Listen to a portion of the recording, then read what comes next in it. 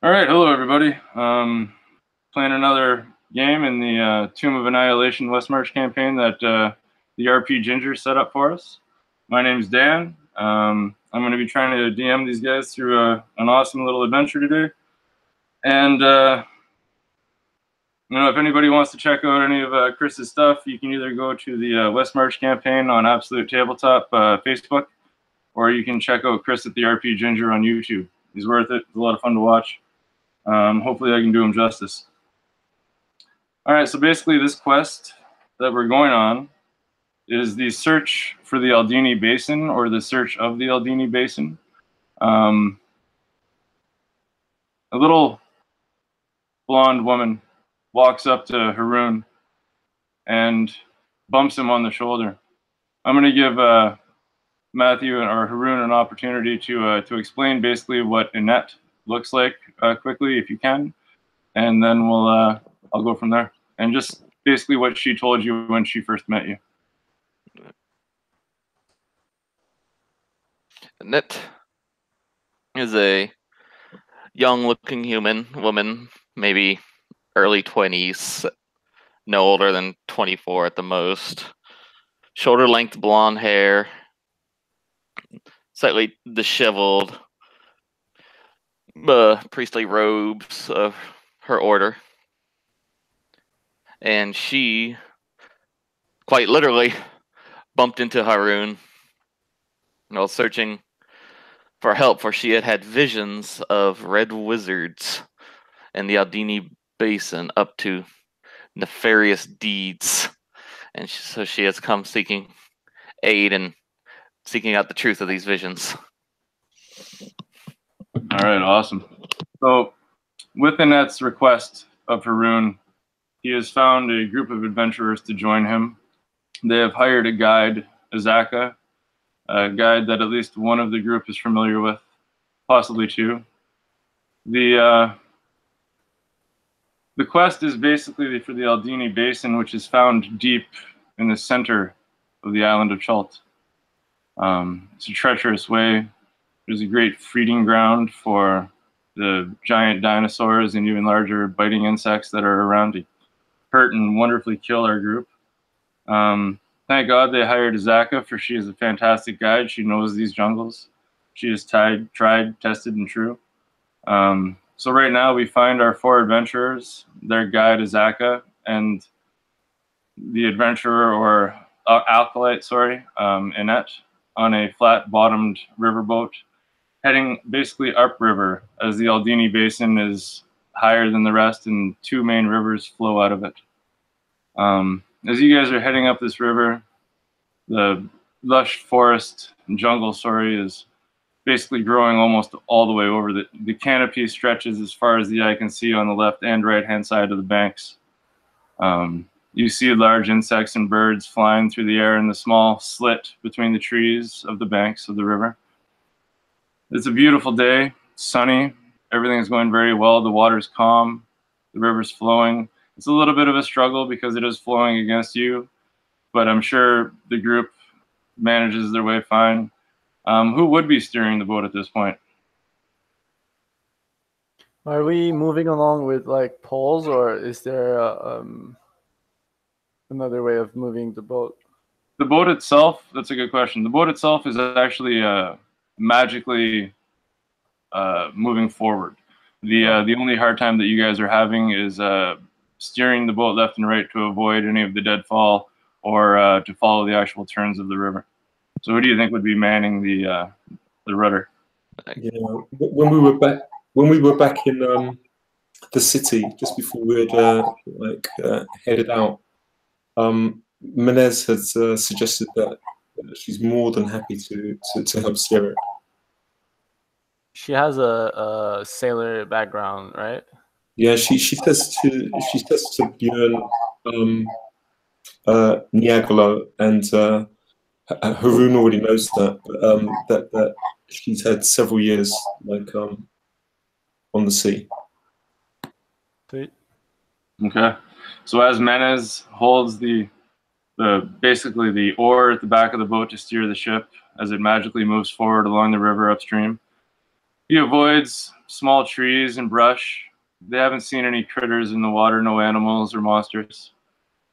And he's turning these long curved edges of the river as he keeps going up and farther and farther. The day stretches on, the sun goes across the sky.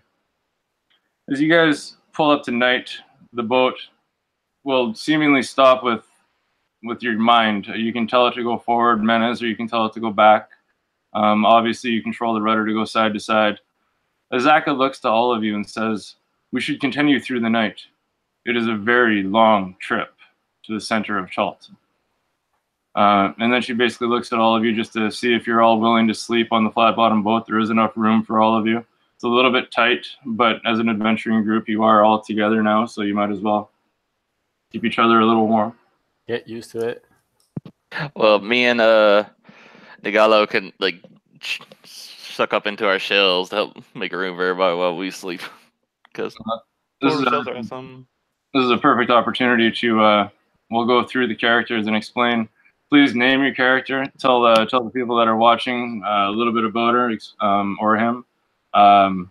Give them a rough idea on what kind of adventurer they are, and then tell us what you're planning on doing through the night for the first night. And we'll start with Matthew, and then we'll go Paul, Charles, and Ian. I am Haroon the Turtle. You'll see him standing somewhat more towards the front of the boat. He is a large, maybe a little bit on the large side for a turtle. He's about 6.5 foot tall, 450 pounds of big green turtle. And he is a very jovial and peaceful person when needed, but can be quite violent when called to. But you'll see him towards the front of the boat doing his best to do some fishing with his net before it gets too dark and he can't see no more. That's what he'll be doing for mostly the night. Paul, go ahead. I am playing Neingalo Mitinga, or as he's called, Neingalo, and he is also a turtle.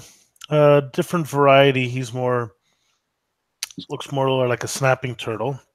Has a sharp beak. He carries around a big warhammer, a long bow, and then just another odd assortment of weapons.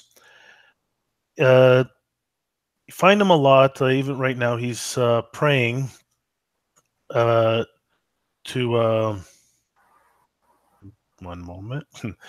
Aramag, who some people may know is actually the dragon turtle that lives in the Bay of Chult, and sailors occasionally give him a tribute for passing through his waters.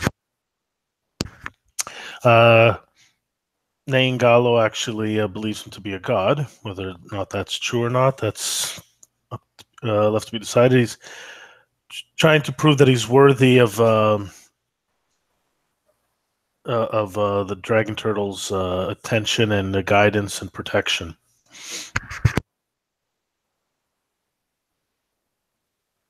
All right. So is it my turn? Yeah, please go ahead, Charles.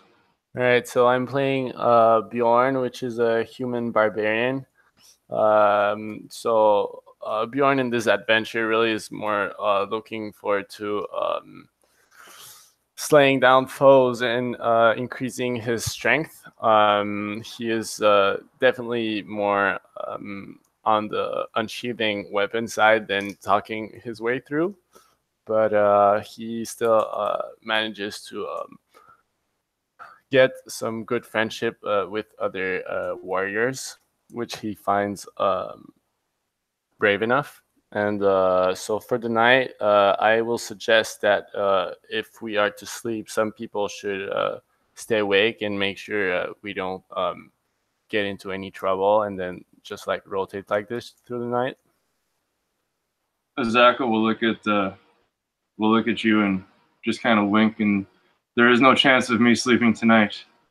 I'll stay here, and if Menace wants to sleep, I'll even man the boat. Right now, I believe we're not far enough to have to worry about much. but over the next couple of nights it might change. All right. And if you're done, man, we'll head over to Ian and Menace. Absolutely. Yeah, Menace was actually born in the rainforest of what is known as the Great Bear. And like her parents were elders of this like spiritual tribe, and she her basic life quest was to find and actually become the Great Bear. And her father's visions basically led towards the area of Chult. 2 days after her and her father arrived, her father died by this death curse. She's roughly she's 40, but she looks like in her 20s. She's got like this braided hair that goes in the back. She wears like a green shirt and brown leggings, which are tucked into these strapped high boots.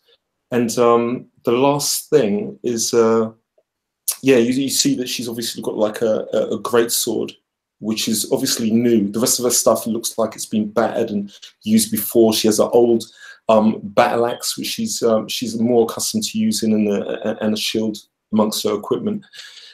So as we are about to continue on this boat, she's really on edge. You know, she's looking at over the group, and Azaka and Nyangala, who she hasn't actually travelled with before, and the other two, Björn and Harun, which she has.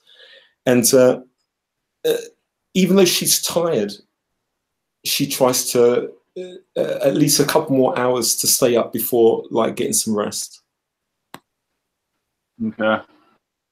So the night comes, and after time, Azaka takes the oars, and I'm sure by the end of the night, you all end up sleeping a little bit. The morning comes without any problems. You're farther down the river now. Menace is retaking the steering of the boat. Azaka at the very head of it. Oddly enough, Inete, the reason you're all on this trip in the first place, is sitting on the back of the boat, closer to Menace, staying quiet, sullen. Her head is down. Ever since Azaka seemed to join you on this trip, she's been a lot quieter than you've known her to be. Azaka keeps trying to talk to her, but it's short, small quips, and then Inete goes and tries to find her way away from Azaka the whole time. It's a little bit odd. But as you continue on, every once in a while during the day, as the sun rises in the sky, Azaka will hold her hand up to Menace, who basically stops the boat and waits. 15, 20 minutes, sometimes an hour, maybe two, they've had to wait. 15, 16 different intervals, just this one day on the river. But every time they do wait, they know in their hearts that Azaka has just saved them from something. As they continue on, the second day comes and goes. The night starts to rise in the sky. The jungle thrives with life at night. The sounds start coming out of everywhere. As long as you can hear the insects and the croaking of the frogs, you know that at least nothing too crazy is coming at you. When they stop, usually Azaka stops the boat if she's in command, or she points to Menace and asks him to slow down. As the third morning comes up, you look to Inete. She raises her head from the back of the boat where she's basically stayed this whole time, Azaka at the front. And she says, you know, we're only 3 days in, and I heard it's about 20, maybe 20 days all the way there. And Azaka turns and kind of gives her a smile and a wink, looks to Inete. And Azaka, I'm not sure if she's ever been explained very well. She's a dark-skinned woman with reddish-brown dreads that hang all the way down her back. She has striking features, very poised, defining chin, strong cheekbones, sullen eyes, but a very, very strong brow.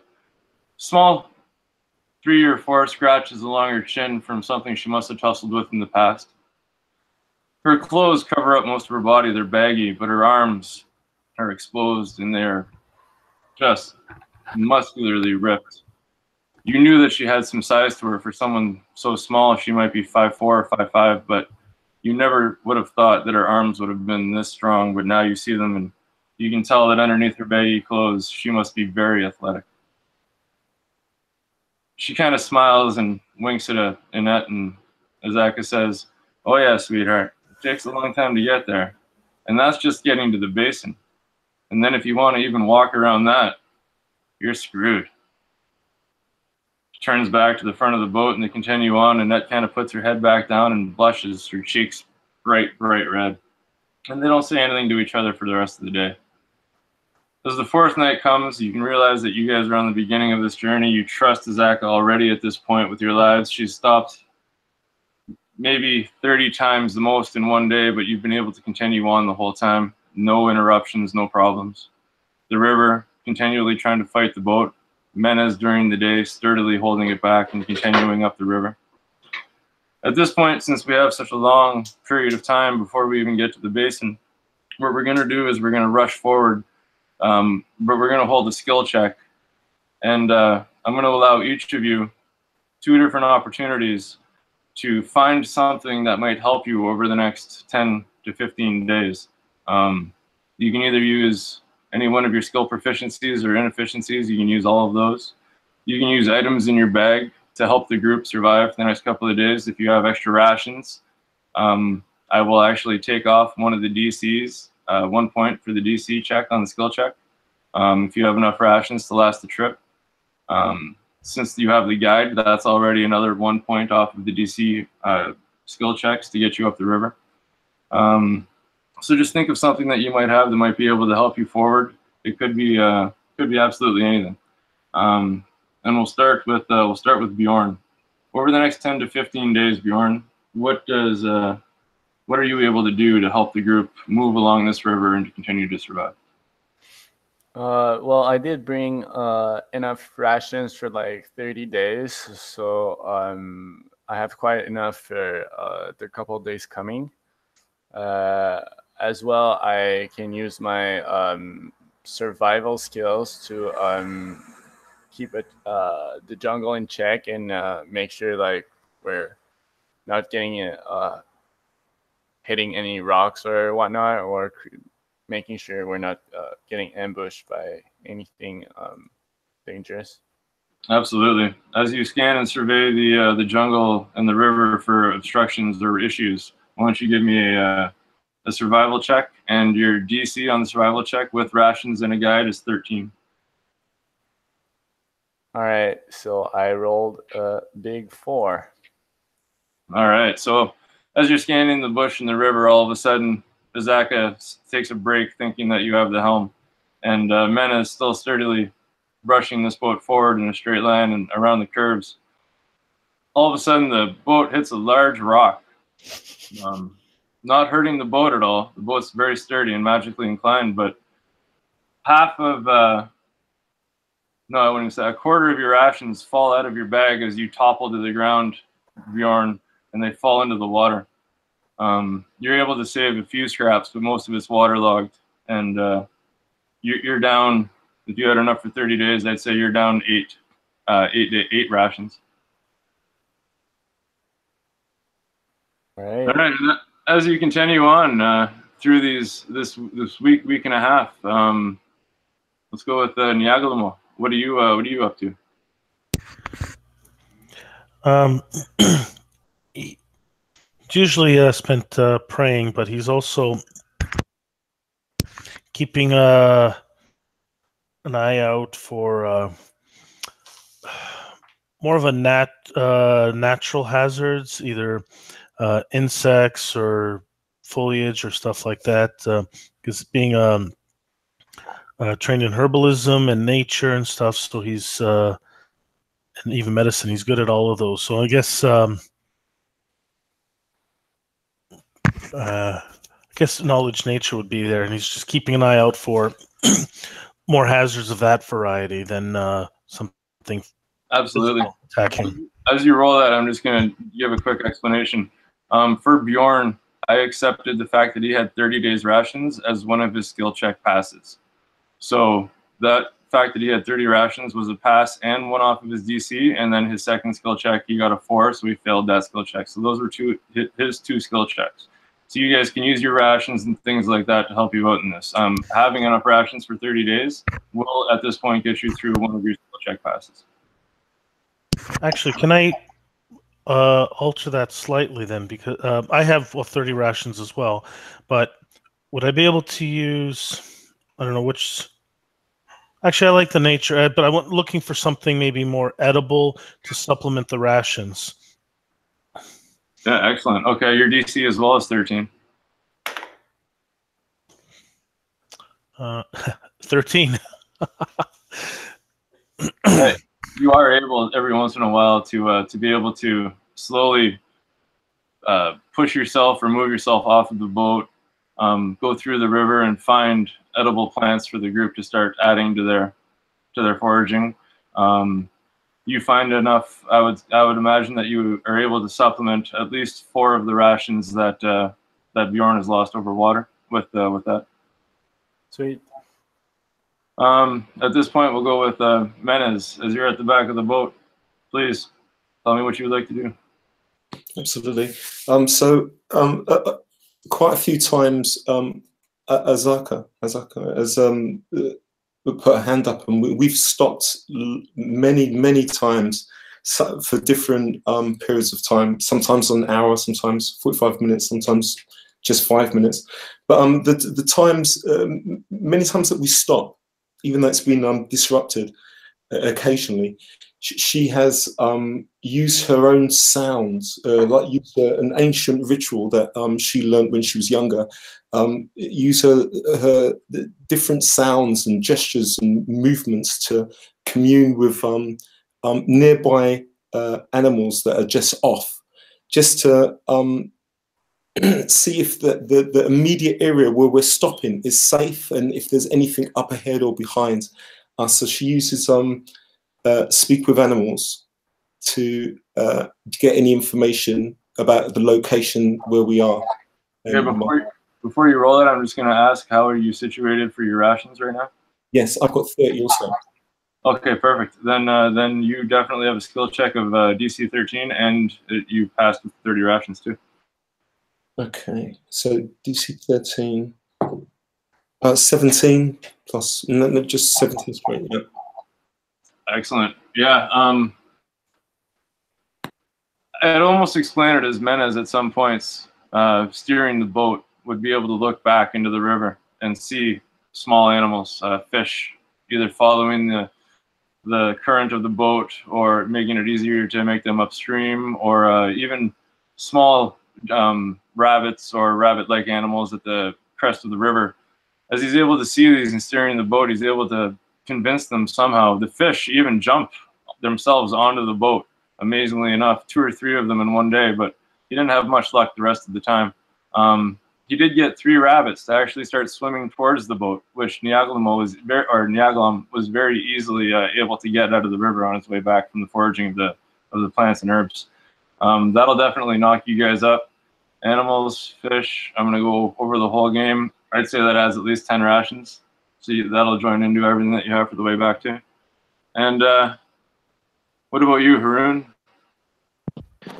Haroon, first, he does have the month's worth of rations for that. And then he will, since for the only thing he could think of to do for this situation is he is going to go fishing, like big time fishing with his net. And what would I roll for that? Trying to catch like the big fish. I don't know. I guess angling could always be a form of athleticism or athletic, or I guess acrobatics would work. Athleticism might work. Anything really dex based could work. Anything wisdom based might work. Use your best opinion on that. I guess it is a net, so he's casting it out and pulling it back in. So maybe athletics. Okay. So trying to catch something nice and big. You got to go with the DC on 14, but please give me a roll.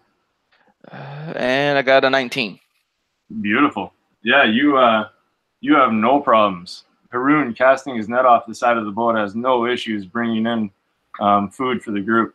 You have easily, successfully at this point confirmed the fact that you have the ability and the rations to survive the whole trip. That won't be an issue again. And And you still owe me one last skill check, Arun. Sure thing. And I guess he will roll. See here. Has anybody done a perception check yet? Because I got those. I can't Nope. remember. All right. And he will also, you know, while he's fishing and catching this big whatever it is he caught that fills everybody's belly pretty well, he will, you know, keep an eye out for anything as well. So perception roll of a 4. All right. Other than the fish that you're able to muscle into the boat, you don't see anything. Every once in a while, you think you see a glint in the silt in the bottom of the river through the water, but you can't confirm anything, and nothing sparks your interest to the point where you want to go after it. So you guys successfully make it through the next 13 days without an issue. You're taking care of each other. You're all providing for the group. You have time to bond over this. You're eating meals together. Since there's been no problems, and Azaka seems to have you to the point where you have not much to worry about on this river, you're able to kind of get comfortable. And getting comfortable gives you the ability to start talking to each other. You start opening up, the stories start flowing. There's definitely a sense of camaraderie starting to build in the group. Inete is even starting to become more social, seeming to let down her guard around Azaka once the food's out. And she's, after a while, after talking to Inete for a little bit, you kind of get the sense that being in the School of Divination, you know, being an acolyte of Savara's has definitely put her through her trials and tribulations, but she still has a youthfulness and an innocence about her that is pleasant almost. It's almost that whole girl next door mentality. She's very friendly, she's accepting, she's not judgmental. She's just an all-around good person, and the more you get to talk to her, the more you get to know her, the more you get to feel very safe in the fact that you're all together on this adventure. As Azaka leads you down the river on the 19th day,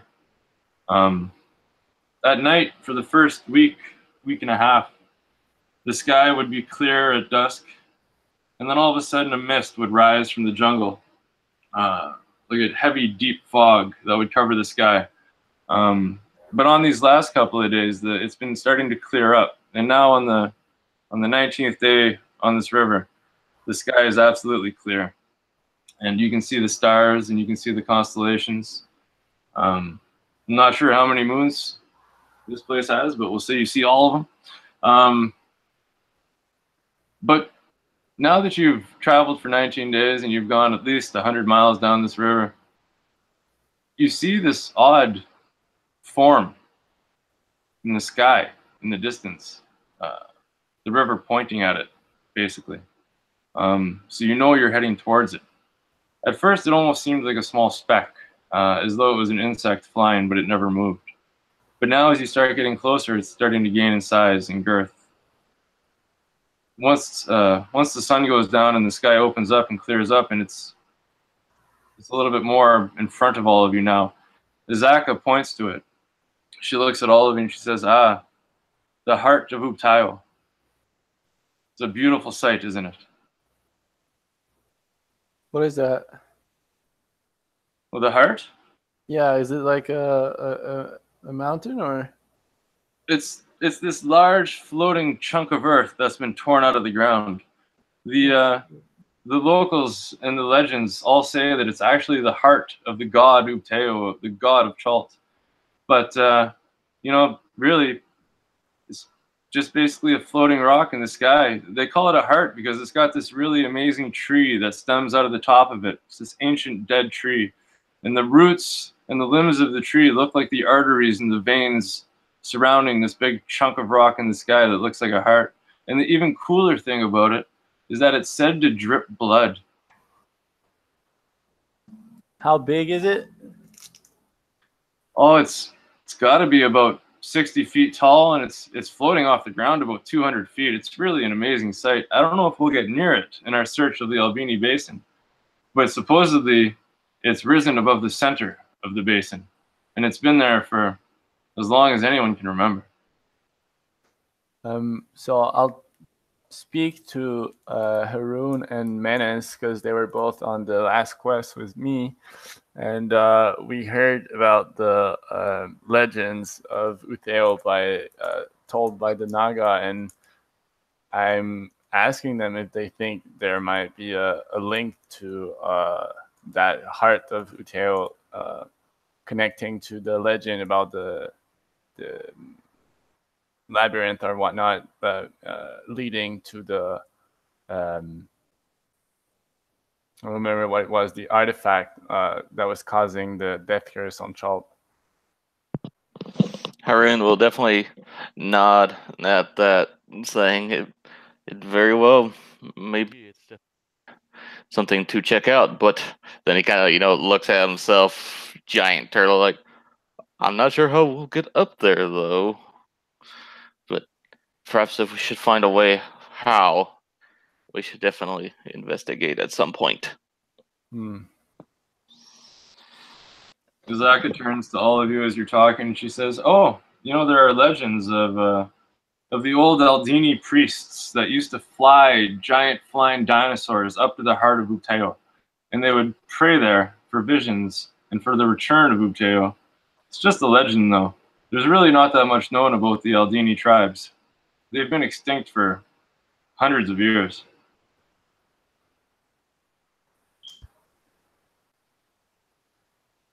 So you say, Minez looking back, she says, so you say that they would fly up there. They would pray? Is that right? Yeah, supposedly the priests used to fly these dinosaurs up there so that they could go inside the heart. I guess there's a cave. And they would just pray to Uteo. Basically, I think the legend of Uteo, I'm really not sure. It's been so long. But something like he was the god of Chalt, and then his way of life was too hard for the people, so they just stopped worshiping him. I don't know. It's all hearsay and rumors. And when they stopped worshiping him, he left. So the priests of the old Aldini tribes used to go up there and pray for his return, so that he would come back and basically, reunite Chalt. It's just stories, though. Minez, as she says that, just looks towards Haroon, looks towards Bjorn, knowing for a fact that this is exactly what the Naga had passed on, and she just nods, and then focuses back on the river. Inete at this point looks to you all and she says, "Oh, I know a little bit about it. It's an old childhood's tale, but supposedly all the Aldini tribes used to, it was the fishermen. It was the fisher tribe of the Aldini people. And they were fishing lobster out of the rivers. And I think, God, the last time I heard this, I was just a kid. But they fished all the lobster. They got greedy, and they took all the lobster. And it really made Uteo mad. So I think he actually transformed them into, lobster people. I think that's what my mom used to say anyway. But nobody's seen or heard of lobster people for at least 100 years. So I don't even know if they ever really did exist." And Azaka would just start laughing at Inete at this point. I wonder how they would taste. Azaka again would laugh at that. All right. The day goes by again. The night, goes by again, and the sun comes up. It's now the 20th day of your travels in this river of Chalt. You're almost got to be there. The land's been climbing this whole time. You can basically see the tops of the trees. The heart of Uteo during the day is extremely hard to see from the mist and the clouds that are boiled off of the moisture from the jungle. But sometimes at night it becomes clear. And if you're lucky, during the mornings it'll also be clear. And as you're getting closer and closer to the Aldini Basin, it's starting to get larger and larger. And you can see this giant tree on the top of this chunk of land that was ripped out of the earth, and the veins and the limbs of the tree really do kind of look like the arteries of a heart. You can definitely understand why people would call this the heart of Uteo. The day goes by evenly again, Azaka only having to stop you once, surprisingly. You thought that this trip would become more and more dangerous as you got closer to the center of the island of Chalt.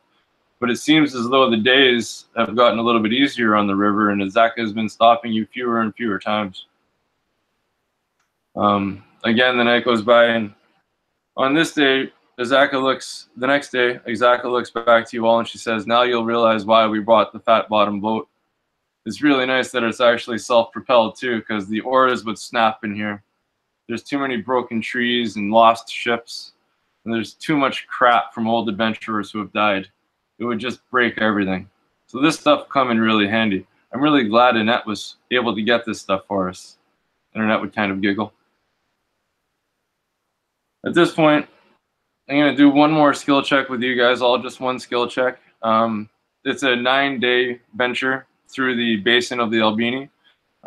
So basically, it's going to be a perception heavy or a survival heavy check, not about rations, but about keeping up with Azaka's temperament for slowing you down when she realizes there's something coming up, or something to help you locate what you might possibly be looking for. So we're going to go with Charles first, then Ian, Matthew, and Paul. And the DC on this skill check is going to be 15. Just see what you can do. See how you get yourselves through a little bit of the swamp of the Aldini Basin. Now remember, the trees are few and far between, but the ones that are there are very high and tall, still very much looking like a jungle rather than just a swamp. But you can tell the trees, the water level is up high on the trees. It's covering the roots and all the ground surrounding them. The river is spread now. It almost looks like marshlands just surround you for hundreds of miles. It would almost seem like anything could hide underneath the water. But anything that wasn't in the water, you would be able to see from a far distance away. As you travel forward, like I said, we're going to start with Charles, and we'll see what we got. I got a 14 on my survival roll. And what exactly were you trying to do with the survival roll to help you guys manage your way through the marshlands, the swamp? Well, pretty much the same thing. Watching out for possible danger, and also trying to. I guess I obviously I failed at it, but it was because Bjorn was thinking really hard about the heart of Uteo, because he really feels like there's a connection to what they've all been trying to do here, which was solve the mystery of the curse. So he's like kind of not focused on his task that much. So yeah.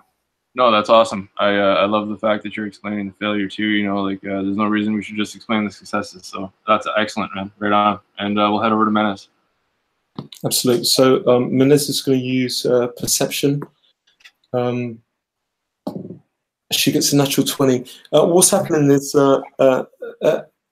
as we've kind of going along, and things have been relatively easy along the way. So she has consistently been like thinking about her past times within this jungle and out from the outside this jungle. She has images of like dozens of like bodies that are like piled up in this ditch which are like charred and burned, and remembers the stench, and just to kind of like wake her up so she doesn't lull into this this illusion of safety. And that sharpens her focus, sharpens her senses as she's basically looking out for any sort of danger. That's excellent, man. We're going to move on to Haroon. All right. Haroon will make a nature check to help try to best spot like where the calm water will be, or watch out for clear signs of what is like a hidden trap of rocks or plants, or maybe some kind of animal laying in wait. And he will roll. He rolled an 11, and he's just not too keen of picking up on this type of terrain. He's more from like a coastal area or a small island. These are the things he's used to watching out for. This wide, flat, like marshland is unfamiliar to him. So Okay, not awesome. sure what to look for. So that is 2 failures, and the DC is 15. Sorry. So this is to help us navigate through, or is like, or Basically, navigate through and search the basin for any clues that might get you closer to what Inete is looking for. has anyone done a what's been rolled? Nature, survival, Perception. perception. Um, being trained in medicine and herbs and stuff, that Nangalo's actually going to prepare a little concoction to help everyone be a little more alert and a little more focused in their work. Basically, like energy drink. I'll roll a medicine check if that works. Yeah, absolutely. 22. Oh. Okay. Basically, as you guys are moving through now the swamp of the center of Chult, the Aldini Basin, you start on the outside and you start circling and making your way in, trying not to get lost. Azaka keeping you on what she thinks is a good path for searching. Menez is able to see odd shapes moving in the distance behind the trees, oddly ducking kind of into the water almost and popping up behind other trees, but he can't put a shape on any of these creatures. He's only catching quick glimpses of them.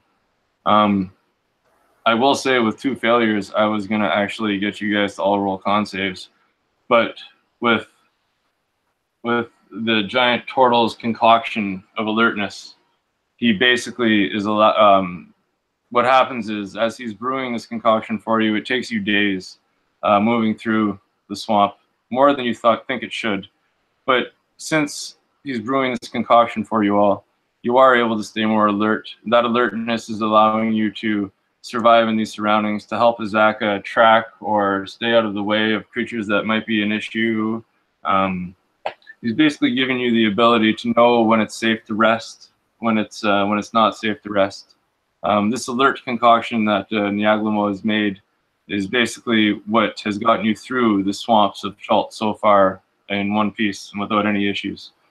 Thanks to your turtle friend, you've made it safely to the next step of what you believe should be this quicker search of the Aldini Basin. As you guys slowly continue along your way in this circle around the rim of the old basin, working your way in, these shapes that Menace sees in the distance, and I'm sure points out to you guys over the days, but no one else can see them. They start to become closer and closer to you. Menace continues to tell you, "Oh no, watch out! There's one, and everyone looks but can't see them." At this point, he's steering the boat, and every time Azaka is trying to tell him where to point or where to go or how to get around the next obstacle, and Menace lays his eyes on these creatures, he's almost subconsciously steering the boat towards them. They've actually keened his gaze now. They're in his mind. And as you guys continue around, you hear these weird noises coming from the woods. It almost sounds like bubbles, but it's a faint whisper, and you can't really make out these bubbles fully. You just know you hear soft popping. As you continue on, the night starts to fall. The skies clear up. The heart of Ubteo is closer to you now. Still, it's 200 feet off of the ground. I would say it's probably 2 miles away from you only now. You've worked your way closer into the center. All of a sudden, these bubble noises are starting to get louder and louder as the night goes on, starting to surround you all. They're to the point now where you can hear them coming up through the water and popping larger and larger bubbles, getting closer and closer as the hours go by. Finally, all of a sudden, there is a spear that lands on the floor of the middle of your boat. It's an old spear, rusted, half broken. Looks like it's been in the water for years, if not decades. But for somehow it was able to be thrown, stay in one piece, and land in the middle of your boat, nowhere close to any of you. almost as though it's a warning sign coming from somewhere, but none of you can tell where. At this point, we'll see what you guys want to start doing. Go ahead, take the floor, and we'll see what happens. Is the spear? Menez like crouches down first, and then she goes towards the spear to see to touch it. Is it wet or is it dry? It's wet. You see the drips dripping off, running down the handle all the way to the bottom of the spear where it attaches to the wood of the deck of the boat, starting to build a small puddle of water. Haroon will, seeing the spear, that it looked like it was clearly like not necessarily meant to hit anybody. That it was just like kind of chucked at us roughly. Absolutely. You can, from where the spear landed, you can tell that there was definitely some marksmanship behind it, and it did manage to stay equal distance away from almost all of you. He will he'll yank the spear out if as long as it does it look if he does so would spring a leak or anything. No, it's just stuck into the top of the boat. You know that the flat bottom boat is at least a foot below that. And he'll look at it, then he'll look out towards the water, and in Aquan will shout out quite loudly, "Who goes there? We mean you no harm. We are no threat." Weirdly, after you say this, the bubbles start to get louder and quicker. You hear rhythmic patterns to them now. One from the left, one from the right, one from in front of you, one from behind. You know you're surrounded, but it almost seems as though these bubbles are somehow communicating with each other. But you hear no response at all. The boat is continually moving forward. He'll put the spear down and kind of put his hand out to where at everybody keep it easy, and just he'll keep talking to the where the bubbles are. It's we mean you no harm. Let us pass. And he'll pull out a couple of rations, maybe a day or two's worth, and he'll offer chuck it into the water and here, a parting gift for a peaceful travel. As the food or the rations hit the water, slowly 10 seconds go by, nothing. 15 seconds go by, 20 seconds go by, and then you start seeing bubbles of something breathing. These bubbles make no noise, but just continually float towards where you threw the food into the water. As the bubbles start to get underneath the ripples that you made with the food, a weird form starts to slowly rise out of the water. Very large, very bluish, but it's still dark out. You can't make out too many characteristics.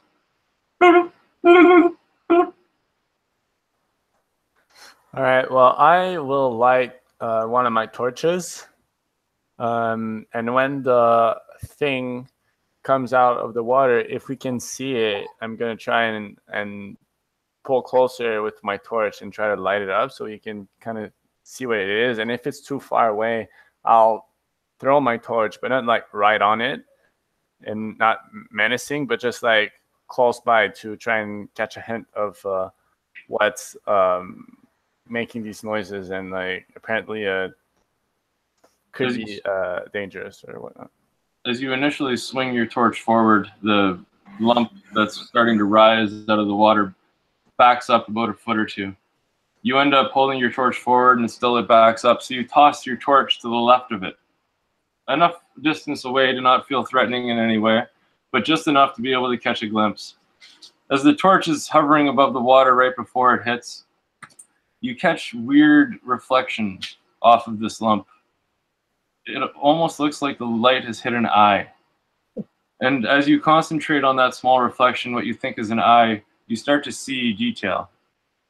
And you see this long tendril attached to this reflection that you saw, coming out of the top of this lump. Beside it, another one.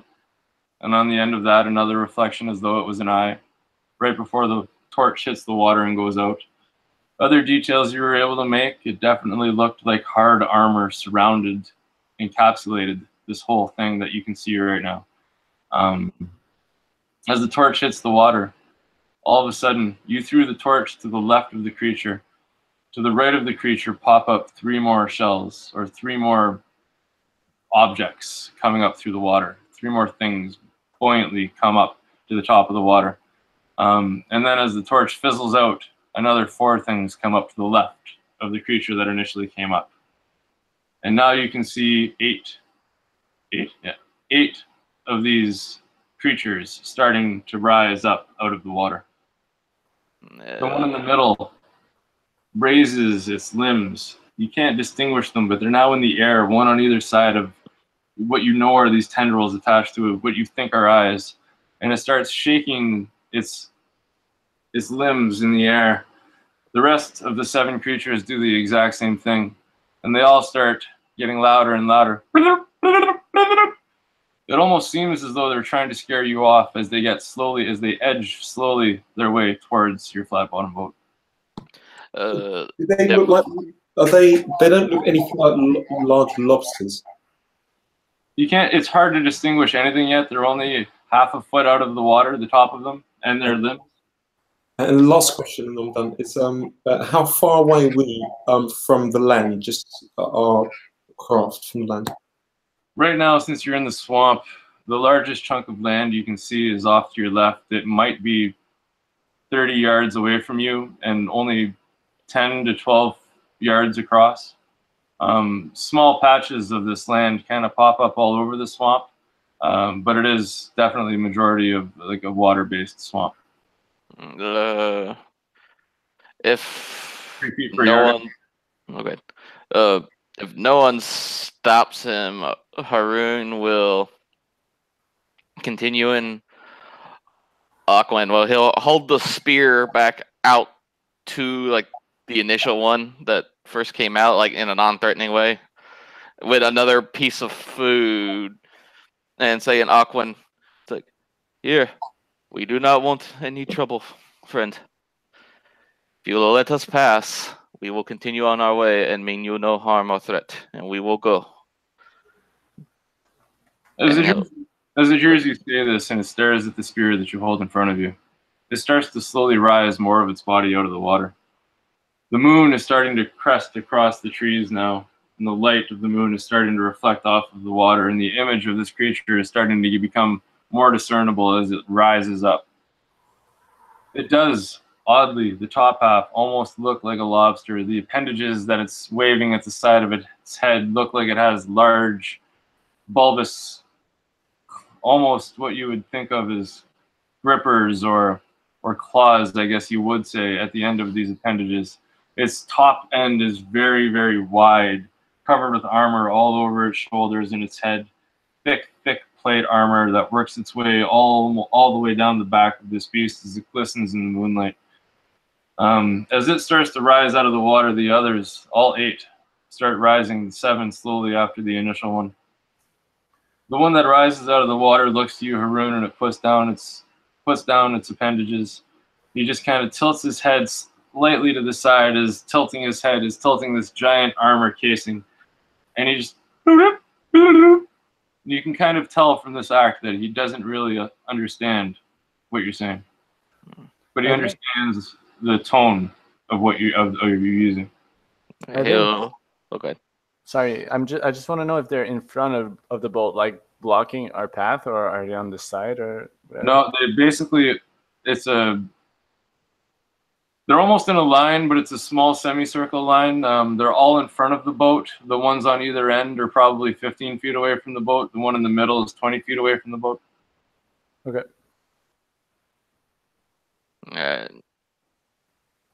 Haroon will, like continue to try to hold out like a rash in one hand, a spear in the other, and try to like, seeing that clear this thing isn't like understanding his speech, try to like mime like we mean like someone trying to explain to somebody like a tourist or something in a bad way, just like, we mean you no harm, let us go, like waving his hands in the direction that they're going, and we will leave you be.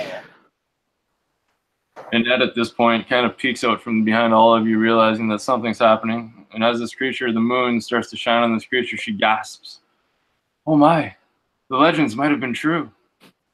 Zaka kind of looks at her with a weird glimpse in her eye and curious but confused look on her face, and looks back to all of you and, well, what the hell are we doing? Are they attacking us? Like, what's happening? Harun will speak as, I don't think they're attacking. They're all around us. If they wanted to attack, we'd be fighting. I think they just want us to go. Yeah. How far away are they?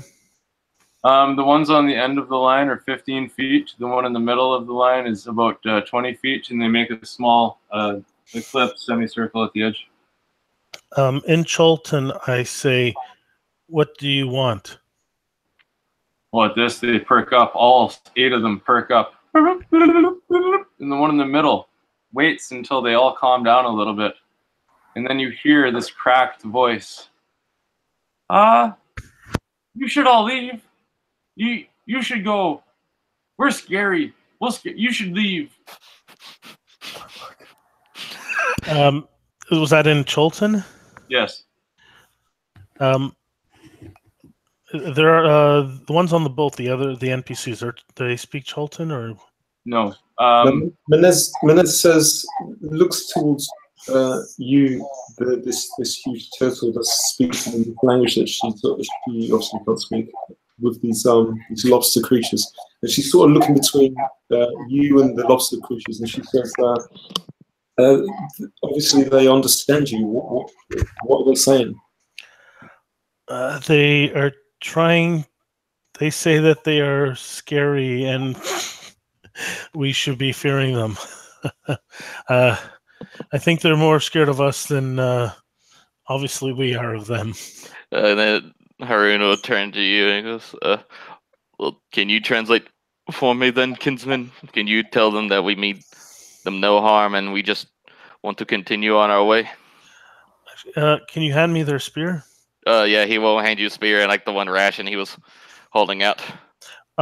Take the spear, point it towards me, and I'll hand it. I'll reach out with the butt end towards them, and I'll say, "Take your weapon. We mean you no harm. We're just passing through." Hearing all of that, I'll just like kind of half unsheath my sword and not like trying to intimidate them, but just be ready in case anything happens, because I have no clue what's going on, and these creatures I don't know just like threw a spear at us, and they're just like kind of barring our way, so I'm getting ready for a fight if needs to be. As Niigalo reaches forward with the end of the spear, handing back the weapon to these creatures, the middle one starts to move forward, hearing that you mean them no harm. You, in Cholton, he says, you mean us no harm? Why are you here? You're not hunting us, are you? And he gets close enough to start reaching for the spear, and he sees Bjorn grab the end of his sword, the hilt of his sword, and he backs up and he says in Cholton, you keep the spear. You keep the spear if you won't hurt us. Go ahead. You can keep anything. I don't need your spear, and we didn't even know you existed until you showed yourself. We are just heading down the river.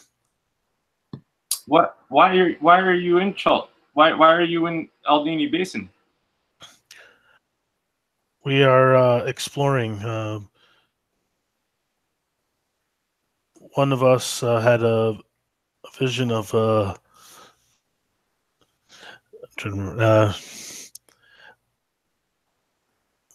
vision of great concern, and we are just exploring. We're not here for you. Have you seen any people in? Was red robes? Was it? Yeah. Yeah, in red robes. You look tough and strong. You all look strong. We don't want to fight. We've seen other people, but most of them try to hurt us. There is one lady. She wears red. She lives in the heart now. It's weird. But you look strong. We don't want to hurt. We don't want you to hurt us, but maybe you can help us. Is Niagolo translating this to everybody, or is it just between only you guys? So far. Yeah, I do. I don't translate yet. I guess. What do you need? Well, lady in red robes took some of us, and we'd like them back.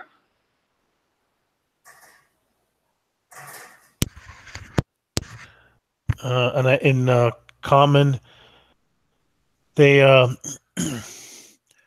someone in red robes took something from them, and they want it back. A lady in red robes, and they said that she went to the heart. Minas says, can you translate? Can you say to them that we've heard a story, an old story of a fishing tribe that fished much, fished perhaps too much, and angered the gods, and they were cursed from people, from man, into lobster creatures.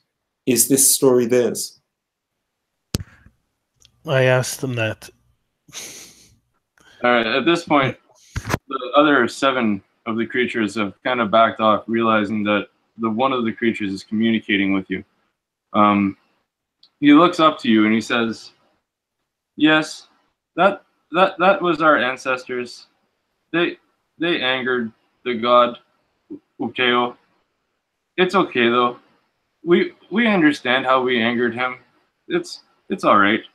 If you promise not to hurt us, we'll pay you, and we'll give you stuff, and maybe you can come with me, and we can sit down and talk about you getting our people back. Maybe we'll give you stuff. We'll pay you." When it says Niagolo, what did she say? I translate. They will reward us. They said they will pay us if we help them out, and they want us to go with them to discuss. I guess to discuss terms or something, details. Inete, at hearing all of this, is starting to visibly get excited. She, at this point, after basically a month's travel in the jungles and now the swamp of Chalt, was starting to get very broken about her beliefs that this is what she needed to do. With these creatures and Niagolo translating that they have seen a woman in red, she's visibly getting excited. The smile on her face is back, which seems to actually upset Azaka a little bit. It's weird. But just being your guide, Azaka goes along with everything.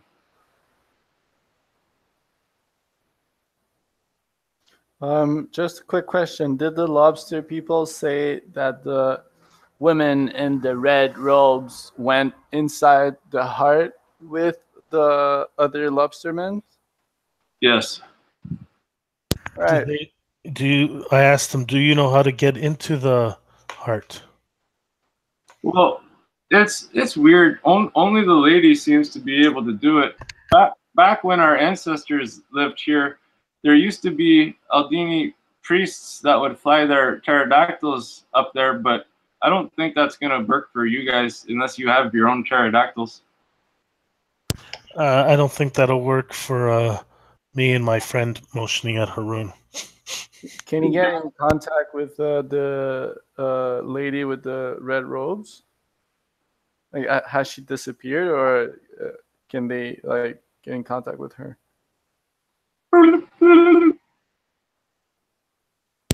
I translate for the. All right. Yes, our home is almost right underneath the heart, and she comes out sometimes to see what's going on. It's kind of scary. The heart never used to have anybody living in it, but now it does. You should come with us. We'll pay you. We'll give you things we find. So in common. So perhaps this is why we're here. What do you guys say? Should we follow them? And they said that they live underneath the heart, and the woman in the red robes occasionally comes out. And we had heard the whole thing as she turns towards Inete. The reason why you would ask us to come in the first place is because your visions of wizards with evil intent in red robes So this is clearly the way we need to go. I agree. Yes, we should follow our new friends. He'll like wave at the lobster people. Like, new friends. They wave back.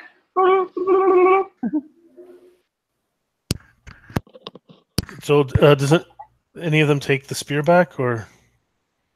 Yeah, eventually you gain the one that you're communicating with trust, and he reaches back for his spear, looking at you with great compassion in these gangly little eyes. You can definitely tell that he's happy that you're not there to hurt or to hunt for their kind. And they're very happy to lead you back to their home if you would like to follow them. And I think you guys are, but I'm not sure. I say, yeah, we follow them. All right. So it's about 2 to 5 miles to get from where you are to where they need you to be. During that time, they'll swim in front of the boat as they lead you to their what they call home. The water, as you can tell, are starting to get deeper as you go forward. The trees are starting to get darker. The smell in the air is danker and thicker than it's been this whole trip. I'll give you guys this last opportunity to, before we get to their village, to see if there's anything that you want to do on the boat or anything you want to talk about before you get to where you're going. They, at this point, are too far in front of you to hear you. And their heads are basically underwater now as they're moving forward through the water. I'll tell Neigalo and remember the other guys about the legend we heard of Nani Pupu, which was supposed to live in the Aldini Basin, but like more western of where we are, I believe. But still, that like lady who apparently, well, I'm guessing does magic to get up there, might be the same person. I'm not quite sure if she was dangerous or not. I just like I believe Chris said that she was a lot of adventurers would see her just like popping out of nowhere and like offering to help them, but like it was never quite helpful. But she was said to be able to bring back people from the dead, even through the death curse that is currently in Cholt. So I don't know if you guys have any insight on that. Menez says, are you talking about the rumor of Nani Pupu? Yeah. But that was because what I thought, you're probably right, she says, Bjorn, but she says what I thought was that those flying monkeys with the yellow skulls painted on their face, which were like a bother to us, bother to part of mine before, that they were serving her, and that was way on the other side, way the distance from where we are now. Yeah, well, I'm not exactly sure where we are. Are we like right out of the jungle, or like as you continue to move forward behind these creatures, you feel as though you're getting closer and closer to the center of the Aldini Basin. As Zaka confirms this to you, we are almost at the very center. The heart floats above the center of the Aldini Basin. We're out of the swamps. No, you're still in the swamp. The whole basin is a swamp. The whole thing. Oh, okay, I get it. Well, I think if I'm looking at the map, I think Chris said it was on the western part, because like when we got up the Mistcliff Mountain and we went through the gorge that I can't pronounce, like Atakakala something, I think it was like southern from there, close to the basin, but I might be remembering wrong. I don't know if Matthew remembers. Inete looks to you all. Who is this Chris guy you keep talking about? And as she says that, she Menez like looks up at her and then looks over to Azaka and says, and she doesn't try to what's the word? Yeah, what she does anyway. She says, Azaka, please come. She says, before we go further with this, what is it with you two? From the beginning, and she looks at the rest of the party members, we've seen that there's some sort of tension, there's some sort of history, there's something between you two. And it's better to solve it before we get any further into red-robed wizards or women in red robes that are helping to change lobsters back into humans or not. As Zaka starts to walk towards you, as she hears what you say, the smile on her face grows wide. Oh, you can't fix this one. Long time ago, me and Inete here, and she turns to Inete, and she's talking loud enough for Inete to hear. Me and this one, and at that point, Inete bows her head and her cheeks get red. Well, we had a little thing going on in the past, or at least I thought we did. Finds out that she's just really good at using people. It's okay, though. It didn't end on bad terms. I'm just, still a little love-struck. And she starts to walk back away from me. And then Haroon will get this, like, big bug-eyed look on his face. He'll be like, oh, that's why. As you guys slowly get closer and closer to the center of Chult, you see land now, larger mass than you've seen so far. It's got to be at least 200 to 300 feet wide, all around, giant circle of land in the middle of the swamp. And you see small huts formed out of fallen trees and clay that the lobster folk at this point you find have gathered and been able to put together. As you get closer and closer, you see more and more of them start coming out of their hut to see what's going on. A lot of them now are raising their appendages above their heads and shaking and bubbling as loud as they can. It almost seems as though they're trying to scare you off, but the 8 lobster folk that you've met in front of you pop their heads up, and the one in the middle holds up his one arm, and he back, and all of a sudden they all raise or lower their hands, and they run into their huts. And as you get closer to the shore of their home, they all run out of their huts with their arms filled with rusted swords and spears and shields and rusted armor. It all looks like it's been sitting in the rivers and in the swamps for decades and centuries. And they all lay it out in front of the huts, and they all have it basically laid out there for you. So as you get onto the land, it almost seems as an offering of all these rusted old metal weapons and armors are out there for you. As you get closer and closer to the land, the 8 lobster folk in front of you start walking up and coming out of the water. You can see now the moon is starting to lower, the day is almost starting to start, but this moonlight is still shining off of the water, reflecting off of their plated armor shells. And as they start walking up the shore of the bank, you can see that the armor extends all the way down their backs. And even though they walk bipedal and almost look humanish, they have these giant shells on their shoulders that go all the way down their backs, and they still have a lobster tail. And you can tell that this tail is full of what you would imagine to be amazing meat. And the armor that they have on them looks like it would be extremely good armor to anyone if they were able to fashion it into something they could wear. And then your boat brushes up against the shore. It stops. Azaka gets out and pulls it up enough so that it won't float away on you. You all exit the boat and walk up to the Aldini fisher tribe that you now feel have been turned by Uteo into these lobster folk. And they're all very loud and back and forth and confusedly between them all. And as what seems to be their leader, the center lobster folk that led you to their village, gets up close to them, he talks back to them, and they all seem to calm down. None of them pick up the weapons or the armor. They basically push it towards you, almost to say, if you don't hurt us, you can have all of this. And as you walk up to the center of their town, they all kind of surround you. At this point, the young ones getting curious, the old ones even trying to get a little bit closer before they back off in fear. And they basically sit you down. They offer you seats around what you would imagine to be the center of their village. There's no fire.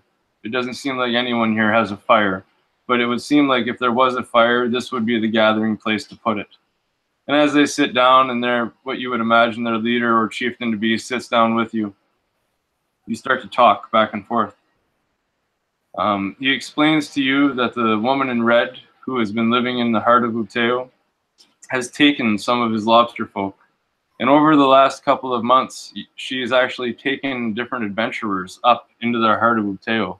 Most of them have come back down and ventured out of the swamps and left. Some of them hunting some of his people for their food. It has been horrible since she has been there, they explain. She brings all these adventurers in, and they go up there, and when they come back down, they push us around and they steal our stuff. We try to scare them off, but most of them are strong like you. And as they're explaining how this woman, this human woman, has taken their lobster folk up into the heart of Uteo, and they have not come back down, and they're asking for you to help them get those lobster people back. They go over kind of, you're able to discern anyway from what Niagolo is translating to all of you, back from what they're saying, that they were the old Aldini Fisher tribe. And they were completely fine with Uteo's decision to turn them into lobster people. It humbled them. But they outlived all other Aldini tribes.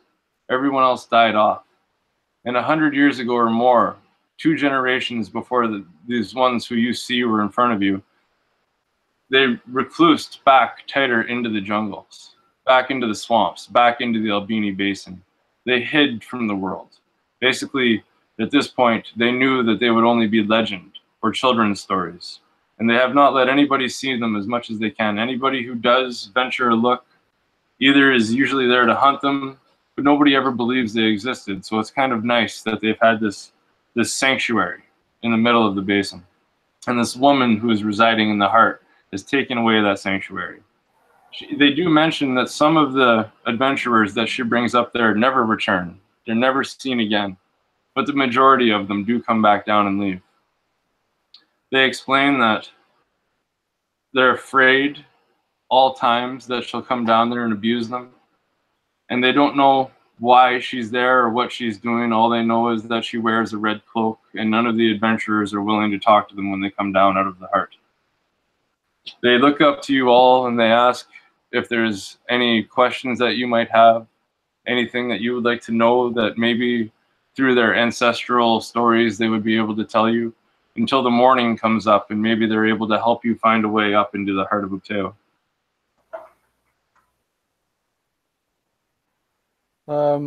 I will ask Neigalo to translate my question, as in if they have known about the curse that's going on Cholt, and if through their ancestors, as he said, there has been rumors around that and about the supposed labyrinth leading to the artifact causing the curse, or if they had like a completely different story, or like if they know anything about it, basically.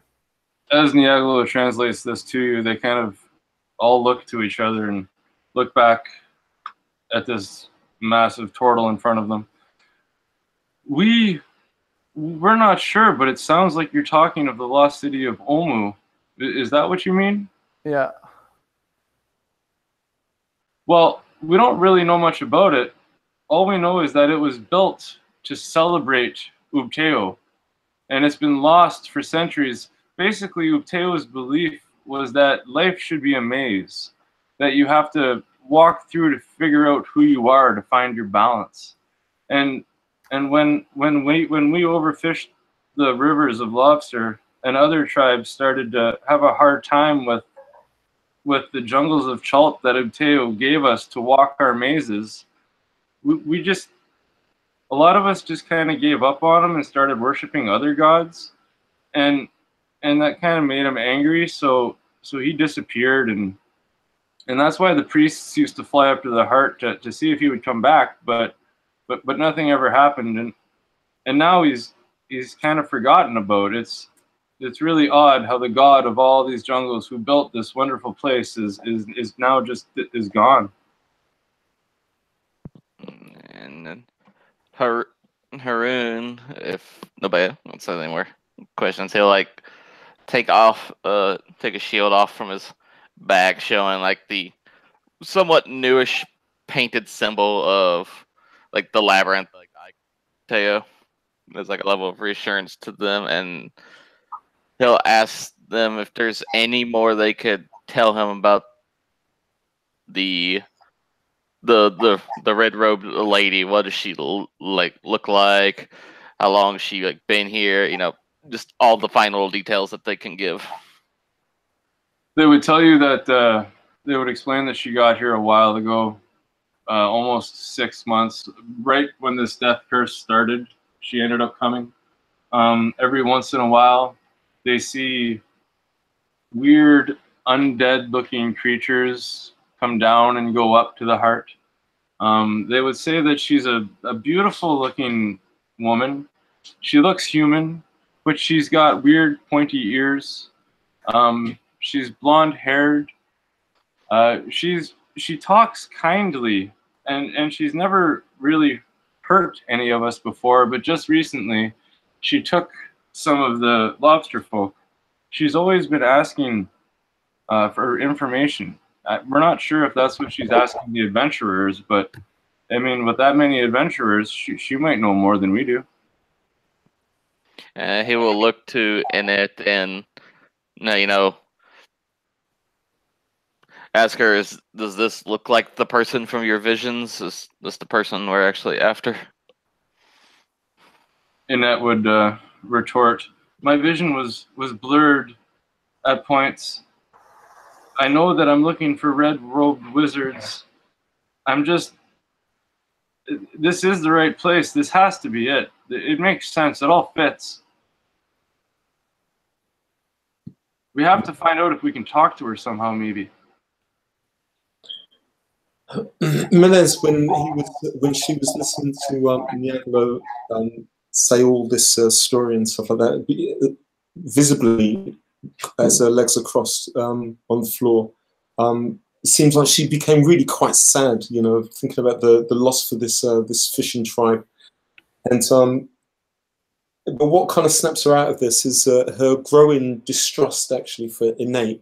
There's something not quite right there, and so and that's a bit of a problem. So she says to Niagolo, "Can you these lobster creatures, these Aldini fishing tribe, they said that there was undead adventurers and lobster creatures that have been coming up and going down. Did the lobster creatures come down also? Or is it just only the adventurers that came down? That's one. And two is the adventurers, were they different? They act differently before they went up as to when they came down."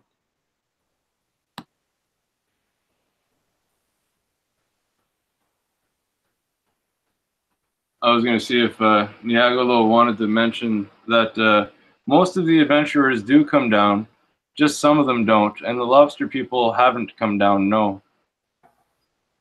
And change. I mean, when I say change, what I mean is she was saying before, as Niagolo said, that they go out, but they're not so nice and stuff like this. But were they nice before they went up? As Niagolo translates that to the leader of the lobster folk, he shakes his head visibly, weirdly, so his whole upper body is kind of shaking side to side. And he mentions to Niagolo, no, there didn't seem to be any difference. They usually would talk to us first, and they wouldn't talk to us after, but they didn't walk any different or seem any different. They would talk to each other, and it sounded the same. As you guys are talking, the moon is starting to go down and the sun is starting to come up. And as the mist is baking off of the jungle in this early morning sun, all of a sudden, almost right in the center of all of you comes this large red drip. And as it hits the ground, it splatters. And as it splatters, you're all far enough away, just on the edges where this large red drip of something kind of splatters and it almost touches your toes, but it doesn't make it to you. It's almost like these seats were formed around where they know this drip was coming. And as this drip hits the ground, all of the lobster folk think it's normal. As you look up, you see the heart of Chult above you, and you see what looks like red blood almost coming off of the roots, and the roots looking as though the veins of the heart, and this water is coming off, but it's bright red, and it looks like blood. The lobster people would look to Niagolo and explain that the iron ore deposits in the rock actually take the water and make it red as it drips off, and it actually looks like dripping blood coming through. What they do with this water is they're able to actually help build the strength of their shells, so sometimes they'll collect it and they'll drink it as a group. But now they don't have a bucket set up, so they're sorry if it got all over your feet. Now that the sun's up, as you're looking up to the heart of Uteo, right before the sun hits full sky and the moon's completely gone, you see thousands and thousands of bats flying back, what you would imagine to be back to this heart of Uteo. And as the bats get closer and closer, they start to funnel. And as they funnel, they all go into the center of the tree that is on top of the heart of Uteo. And it seems as though the bats reside in this tree, so it would make you think that this tree might be hollow. How high did you say? It was like 200 feet off the ground. Yeah, it's about 200 feet off the ground. There was enough bats that it would be obvious, though. You wouldn't have to worry about perception or anything like that. As you're looking, these bats channel themselves into the center of the tree. You see other small things about the heart of Uteo. You can see as the heart slowly rotates, there is a cave opening. You can barely make out a cave opening on the side of the heart. And you can see what looks to be a staircase leading up to the hole opening. The rest of the heart of Uteo definitely looks normal and natural, but this staircase was definitely built by somebody. As you're looking and searching for details more, you see a small form at the bottom of this staircase, looking over the edge of the heart of Uteo, looking down at you. And as you look closer and harder, I'm just going to say your passive perception notices blonde hair and a red cloak, just staring at your group. For some reason, Angalo waves. She waves back.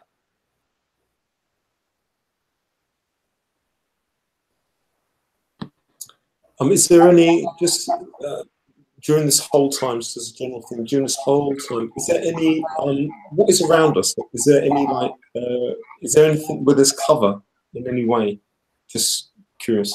No, the little village that these lobster folk have built for themselves is basically on an exposed plot of land. The trees seem to grow out of the swamp, and when the land gathers, it just has this weird moss covering, but no trees or other vegetation is on top of it. From the heart, it is completely open. This whole small plot of land in the middle of the swamp is completely open to anybody, especially with a bird's eye view. I ask how many of their people were taken up there? Just 3. But we have not seen them in a couple of days now. Oh, it's just something recent. And how many adventurers do they think have been taken up but not come back? Or have they all come back? Oh, there's been probably 20 to 25 adventurers that went up there, and I'd say probably 18 of them came back. So the majority of them anyway. I wonder if whoever goes there and stays, are they still alive or? Well, we don't know. That was in common when I said, yeah. So yeah, I mean, I feel that they are somehow mind controlled. Their minds change. That's what I think. And maybe I'm wrong. She says that she looks like scans her surrounding, not what is above, but just what is around.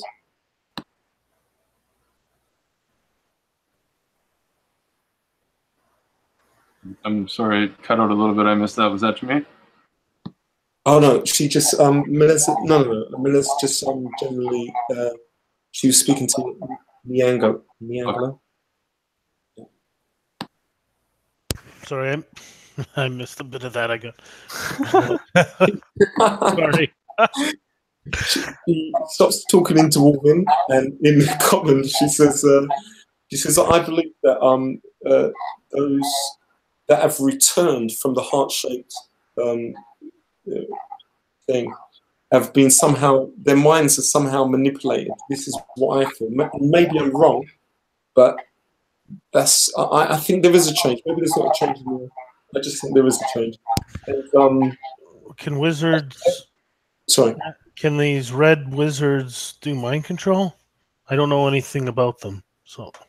Do they act differently when they came down the adventures? Like the lobster people said that some of the adventurers would attack them, but was that before or after? Was it the same, or like did they get aggressive towards them after coming back? Like, do we know that, or? From the translations that Niagolo has been giving you, you feel like it was never different. The adventurers usually came hunting for the lobster folk, so that they would attack them before they went up, and some of them would attack when they left. So. And as you clarify that, it's you see that Maness still said exactly what she said, but her reasoning is not correct and is not clear. You know, not being the wisest or the most intelligent barbarian there is. So she nods and she's like, "Yeah, okay, that's obviously my mistake." All of a sudden, the four of you, sitting there with all these lobster folk and everything else, oddly but clearly hear a voice all inside your heads. It's not an audible voice from outside, but it's something that originates from your mind. And it says, "Hello, everyone. How are you today?" I spring up on my feet and unsheath my weapon and like shocked and confused about what the fuck's happening and what am I hearing. Oh, you're a lively one, aren't you? Still inside your head. You all hear all these words. Who are you, Maness says? Oh, I am the woman in the heart. My name is Valandria. I am an elf. I would love it if you would come up and talk to me. Haroon will ask, "Why should we trust you?" And sorry, and as oh no, well, you're speaking in your mind, right? Yeah. Can we hear the other two talking as well? Like if they were in their mind, or? Yeah, at this point, it's almost like a conversation between just the five of you. Right. You are all able to hear each other's thoughts, yeah. Not all How do we get up there? conversation. Sorry, go ahead. Maness says, we cannot fly. How do we get up there? Well, I can get you up here. I just wanted to make sure that you were going to be safe. I don't want you to come up and attack me. That one of you just grabbed his sword and jumped and everything. If that's how you're going to act, I'm not sure I want to talk to you. I'll carefully sheath back my weapon, but I'm not saying anything. Haroon will say, "Why have you taken the lobster people?" I am looking for information. I thought they might have some. I'm still questioning them if you'd like to come up. They're still here. Yeah, let's go. Okay, He I will must say, "If you return them, we will come back. We will come up." Maness looks towards you, Haroon, and says, and then looks towards up 200 feet to look towards this woman, even though her voice is just so clear in his head now. And she says, "I'm more than willing to come up now," she says. Excellent. I can't guarantee that I'll release the lobster folk, but if you guys have some information that's better than their information, I'll gladly release them. And all of a sudden, in front of you, opens this 10-foot circular disc of light. And it looks as though she's offering you a teleportation portal to get up to the heart of Uteo. Oh, shit, dimension door.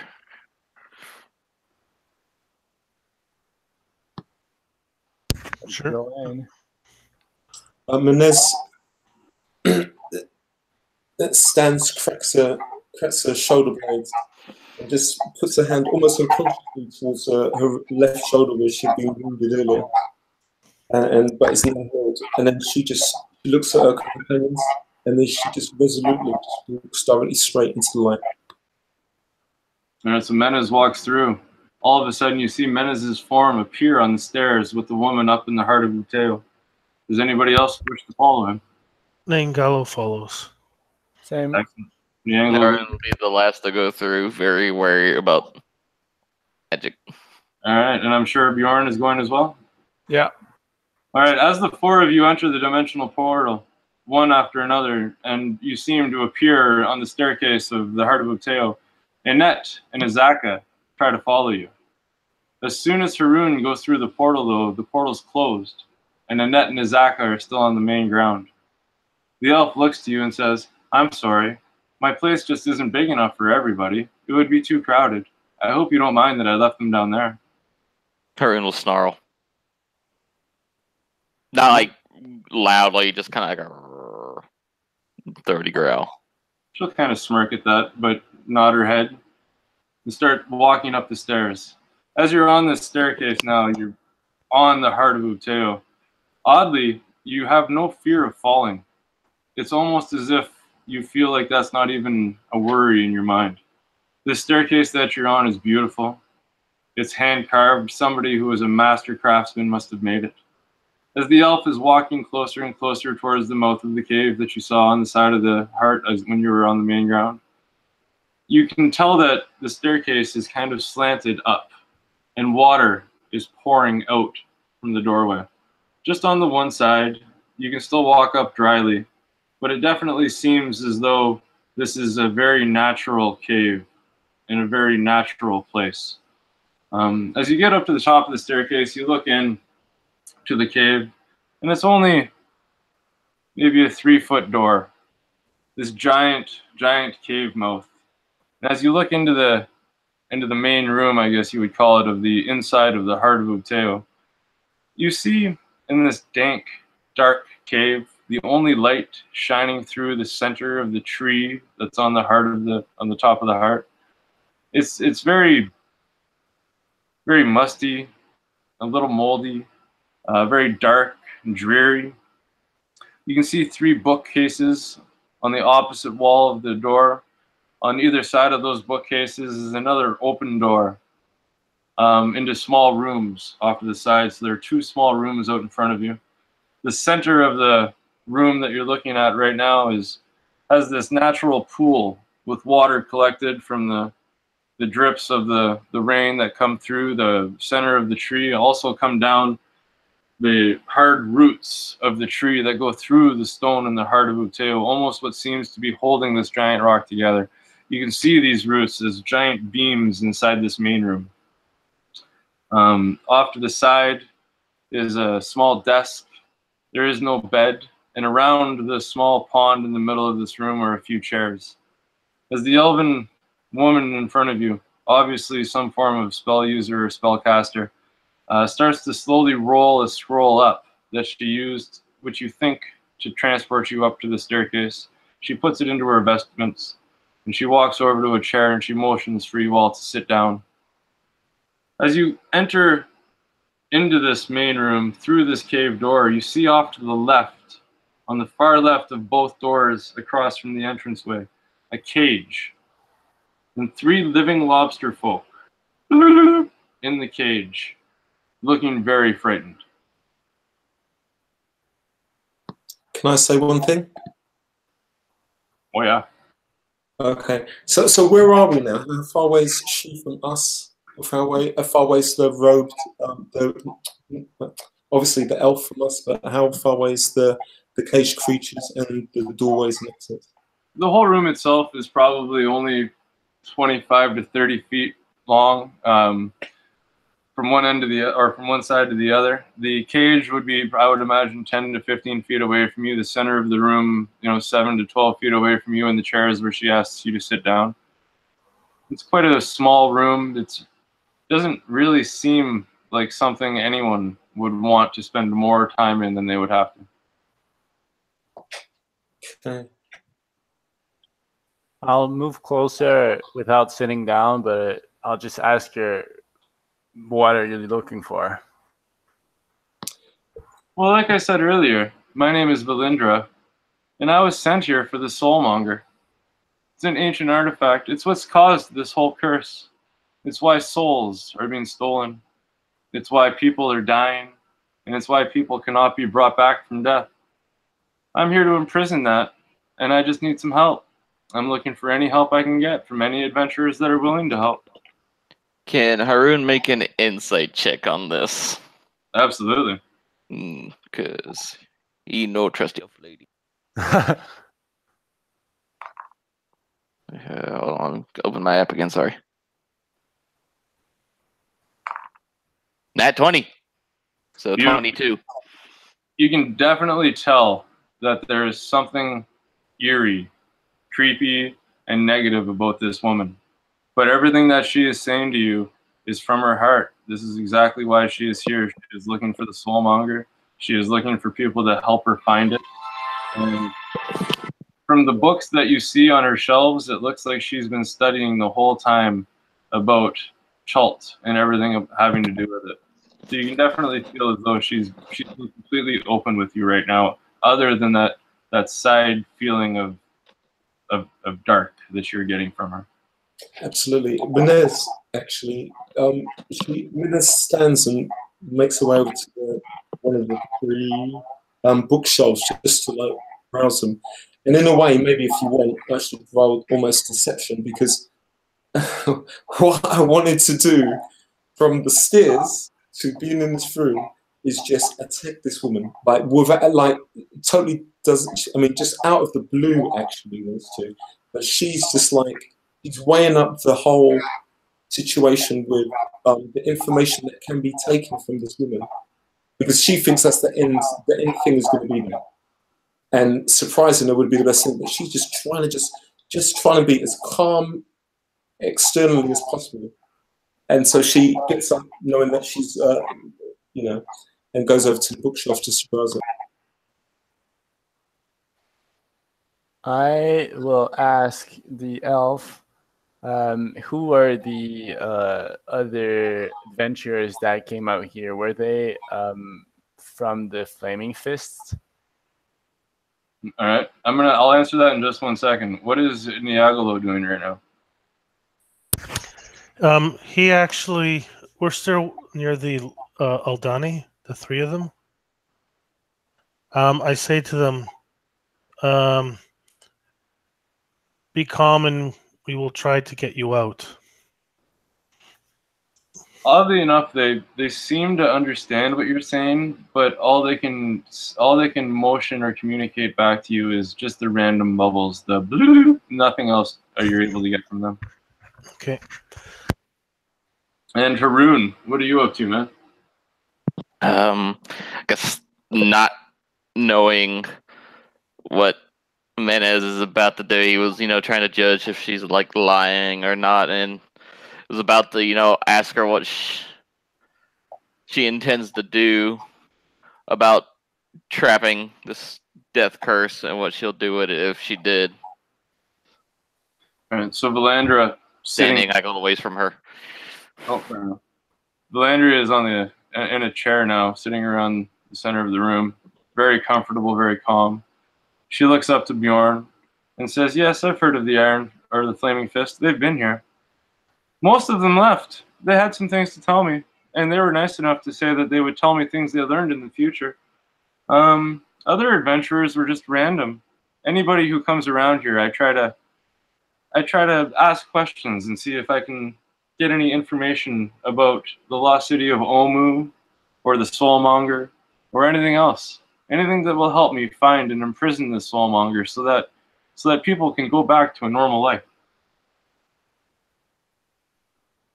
And she'll look to Haroon after you ask that question, Haroon, and just kind of, I plan to imprison the Soulmonger so that, well, see, I was sent here. And I was sent by my boss, Zaz Tam. And he sent me to find the Soulmonger because, unfortunately, right now, there's a bunch of liches and they can't collect any souls for their factories. The soulmonger's stealing them all. So they've banded together and they've asked me to come here into a prison and try to learn more about the soulmonger so that we can figure out how to turn things back. And I really feel like destroying it's not a good option. I'd love to study it. I guess kind of I'll leave it to you since Haroon isn't from like mainland Faerun. Would he know what a lich is? Or would you want me to like roll a check for that? Yeah, roll a history check. I'll try the same since from 17. natural 1. All right, Niagolo is just kind of sitting there tapping his chin with his finger. Nothing. He doesn't really do anything. He's just like, huh. And Haroon would kind of know that there are what liches are very vaguely. He would understand that they're very powerful creatures, that they're very smart, and they're very dangerous. And that's really all he knows. Would he know they're evil? He would know that they're dangerous. He wouldn't necessarily know that they had an evil alignment. All right, he is now very wary of this woman saying she's like working for liches, even if that's not necessarily what she said. That's how he's taking it. Fair enough. So he is now very tense. So do you guys, Valindria says to you, have any information that, you know, might get us closer to resolving this death curse?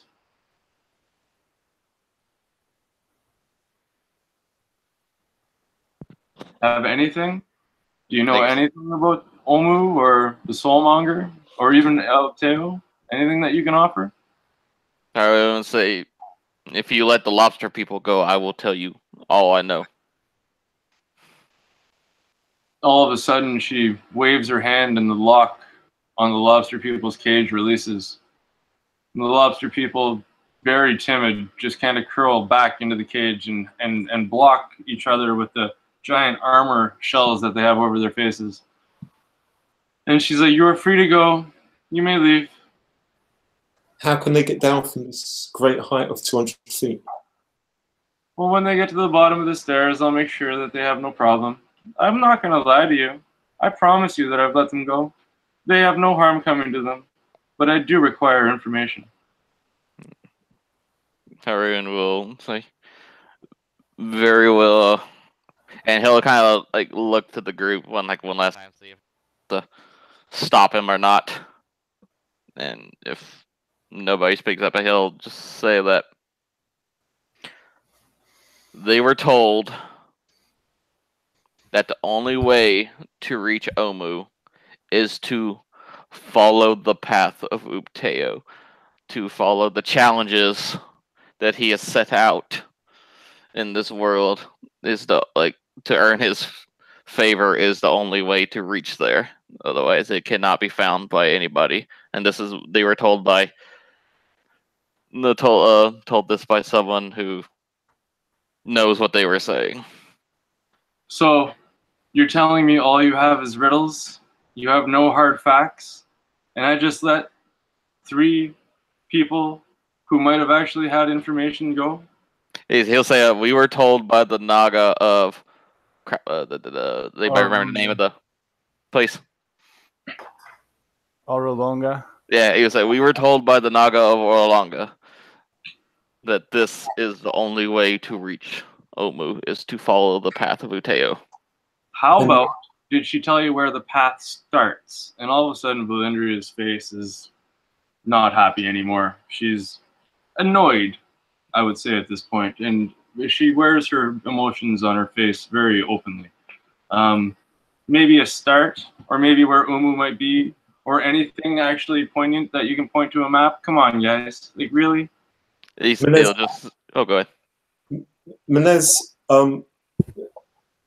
puts her hand over her, takes a what's it called?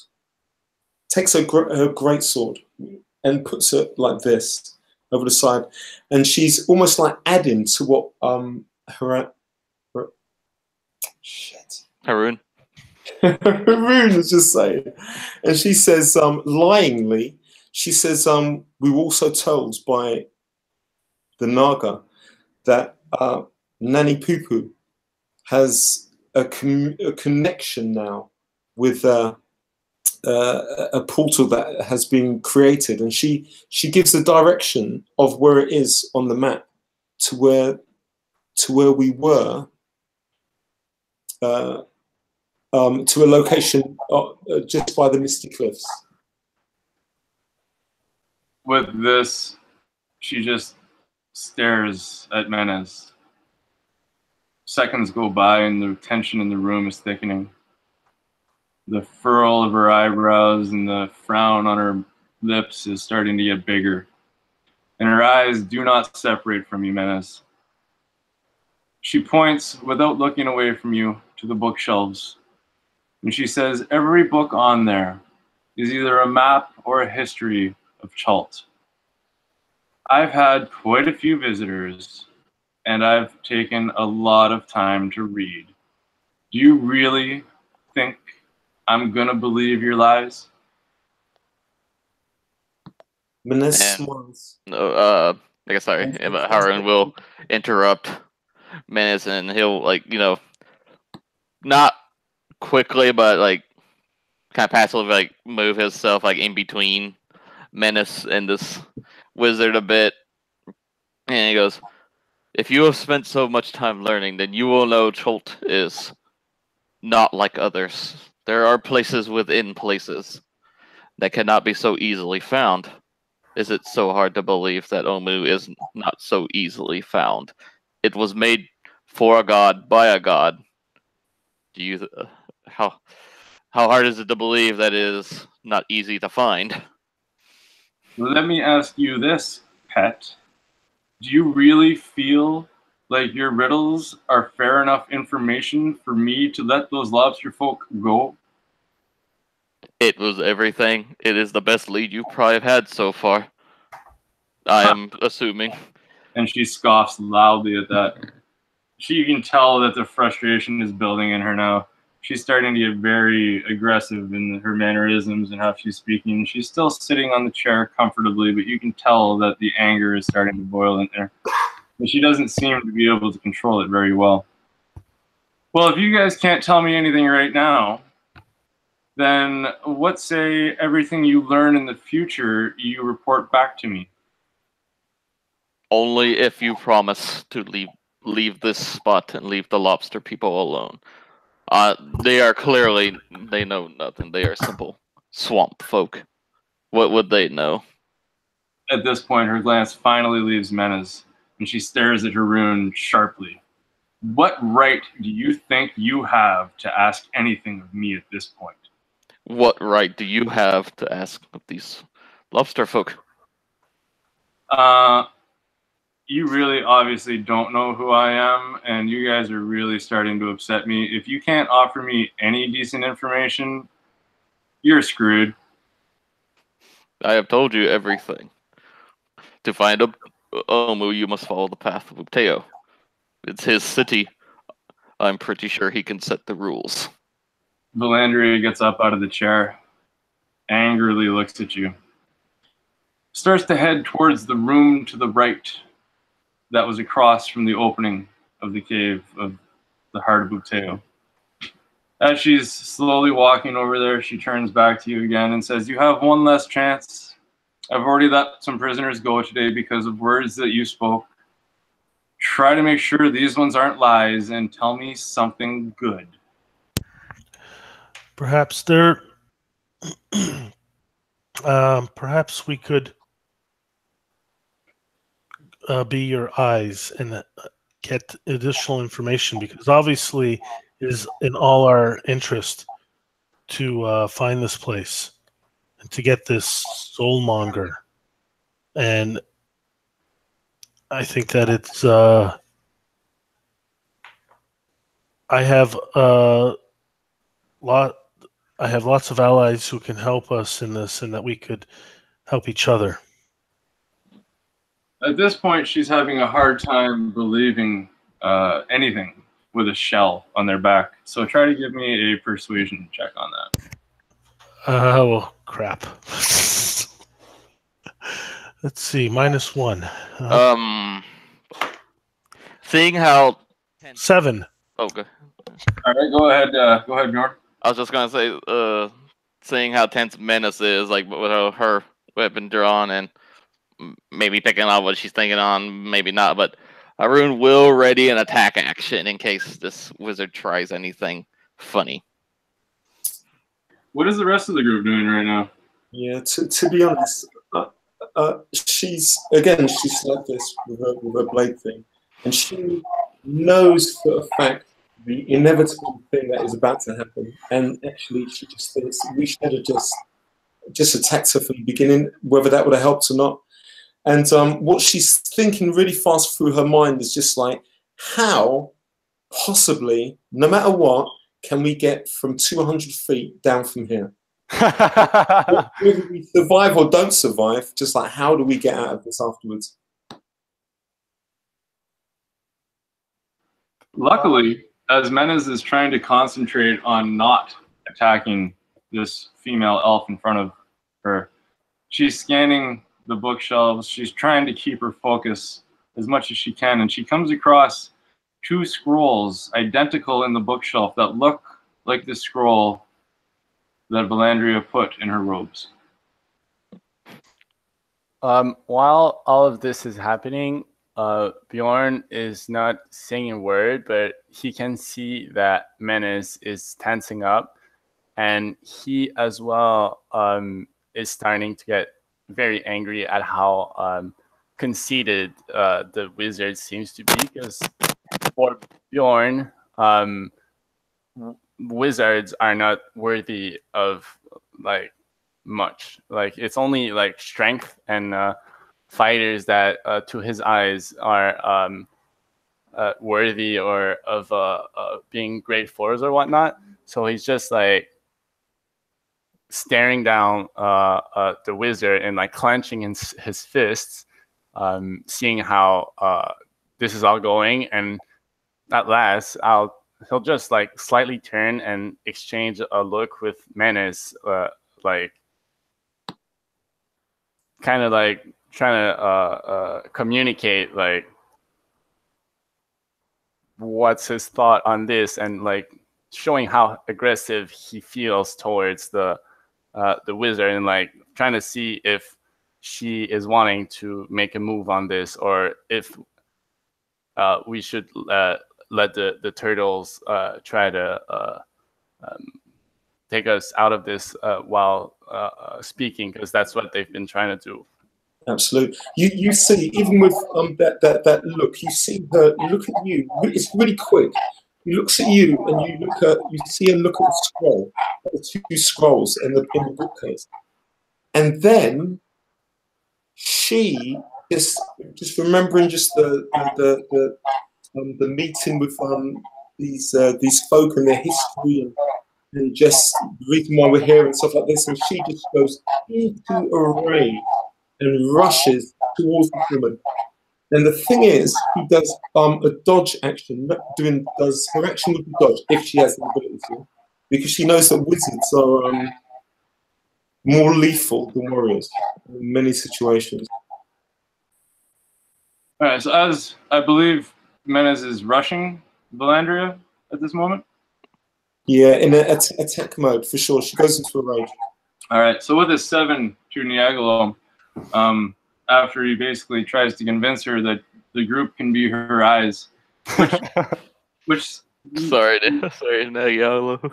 Which quickly, puts a smile on her face, thinking that finally she might have an adventurer group that's willing to help her. And then she looks at him and says, "I'm sorry, Turtle. I do not believe you." And she looks over to Bjorn and Menace right before Menace starts to rush.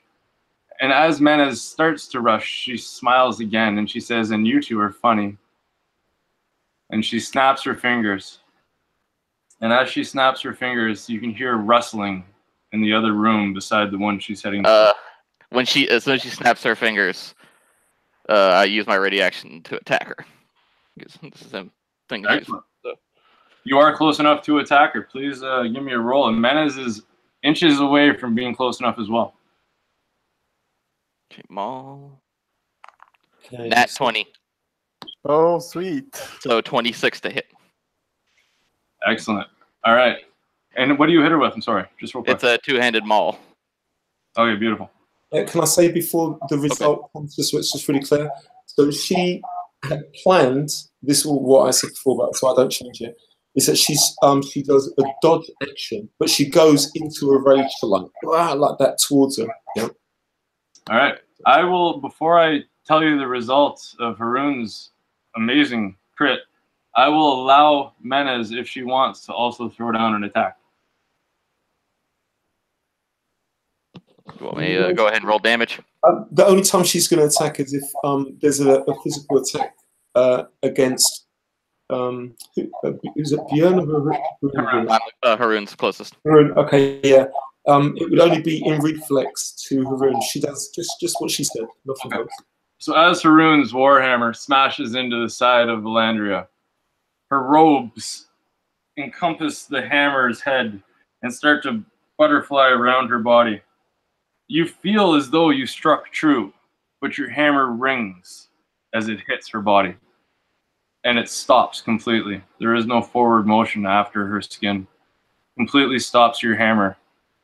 And as you look up to her face, she smiles. And she looks at you. And she says, die. Oh, shit. How many health points do you have, man? 46. She just used the power word kill. Oh, shit. So am I at 0 or am I dead? You're dead, dude. All right. What? Shit. What do we see? Tell me what we see exactly. Oh my fucking god. Haroon's hammer smashes into the side of Valandria. She looks up. You can see red just kind of pulse in her eyes as her smile crosses her face. She lifts one of her hands slowly towards his face and just says, die. And all of a sudden you see Haroon drop to the ground, his shell banging on the floor. I can't rolling. What power word kill? I can't Um, remember. It's been so long since anything I've come across had that. That is fucking crazy. yeah, if you guys want, because I have like fucking 24 pages of notes for this goddamn adventure. I utter the power word, and I can compel one creature you can see within range to die instantly. If the creature you choose has 100 hit points or fewer, it dies. Otherwise, the spell has no effect. But as Haroon hits the ground, you hear stomping coming from the room beside the one Valandria is heading to. Niagalo is still within reach of this elven woman, and so is Menez. If you would both like to take an opportunity attack as she starts to back towards the room again. Okay, I have a question first. This is the most important one for me. I was doing a dodge action, so are you talking about in addition to that? I'm sorry, you repeat that? Just repeat that. My action was a dodge. I was assuming that she was going to attack me. Oh god, I'm such an idiot. I think I just got this TPK. It was you or me. It was you or me, man. Oh shit. You know, I feel like a horrible asshole for actually. That's like you're the first fucking character I've ever killed, man. And at a game, I feel so absolutely. But in the lands of Shalt, this is what I was explained to have happened. So I unfortunately am just pulling off what I feel this world would do. Yeah, and Haroon, we're going to join you in a minute. So, yeah, I can feel that. I just don't want to TPK our group. You're not going to be alone. I'm telling you. Yeah, I'm so sorry. If I'm able to attack, then she does it. But I mean, yeah, you can attack. You and Niagalo have an opportunity at her before she backs enough far away. And the stomping that's coming around the corner is getting closer quickly. Niagalo says, as much as I love to fight, patience is always important. This is not the time for fighting. And you do what? I actually take a step back, maybe more towards a wall or something. So I'm preparing for a fight, but I'm not being aggressive in that nature. Like, I don't want to be attacked from behind. So I like to step away, keep my eyes, and maybe even fold and lock my hands together. So I am not appearing as I'm trying to be as least aggressive looking as possible. Menez, what are you doing? Menos is just, she sees her companion that she's adventured with, who's like saved her many times, even on the few adventures, and she just, as I said before, her rage just increases, and she just like lashes at this thing. She gets a 5, 6, 7, 8, 9, 10, and she just smacks against the wall with this with a blade. Because I guess a 10 doesn't hit. Unfortunately, Menez's attack swings by Valandria as it misses her completely. She's backed off just enough. As she heads slowly and confidently towards the room, she looks to Niagolo, nods her head, and smiles, lightly saying, "Oh, you might still be smart, my friend." And she walks into the room. At this point, she's not really giving anybody else an option to do anything. As you see her walk into this room, you notice her stand on a small circle on the floor. Around this floor, you can discern glyphs manufactured by what you believe would be Valandria.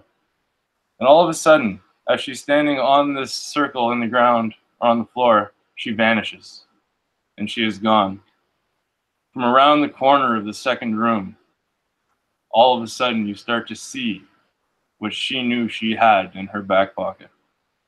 The first zombie starts to slowly crawl across around the doorway. All of a sudden, and there's no way that the sounds that you hear from the floors banging are made from this zombie. He is about the size of a regular human, but what sounds like is coming sounds 4 to 5 times the size of him. Again, another zombie comes around. There's 2 now 3. The loud stomping gets very, very, very close. And you see this large, demented, decayed hand grab the doorway. Now this hand is about the size of the chest of the zombie. All of a sudden, above it, another hand grabs the doorway. And then slowly but surely, a massive form comes into the room. You can tell, barely, that at one point, this creature used to be alive. 4 arms are on its upper torso. The muscles are ripped away, the flesh has been decayed. You can see small bugs still crawling through it, so you know it's undead. But at one point, you could tell that this creature must have been, or could have been, a gorilla. And this giant gorillian comes around the doorway with 4 zombies, and behind him still, louder bangs. Let's roll initiative. This is bad, man. This is so bad. I met one. Sorry, guys. I didn't know she was at high level. Dude, I would have attacked her as well. I just couldn't do anything, I guess. 19. If you guys wouldn't mind putting it in the chat for me, please. I don't suppose you mind me sitting around watching this till the end, do you? I really hope you do, Haroon. I actually have an option for you in just a second. I'd like it if you hung out, buddy. All right. Well, in the meantime, I'm going to be rolling up my new character.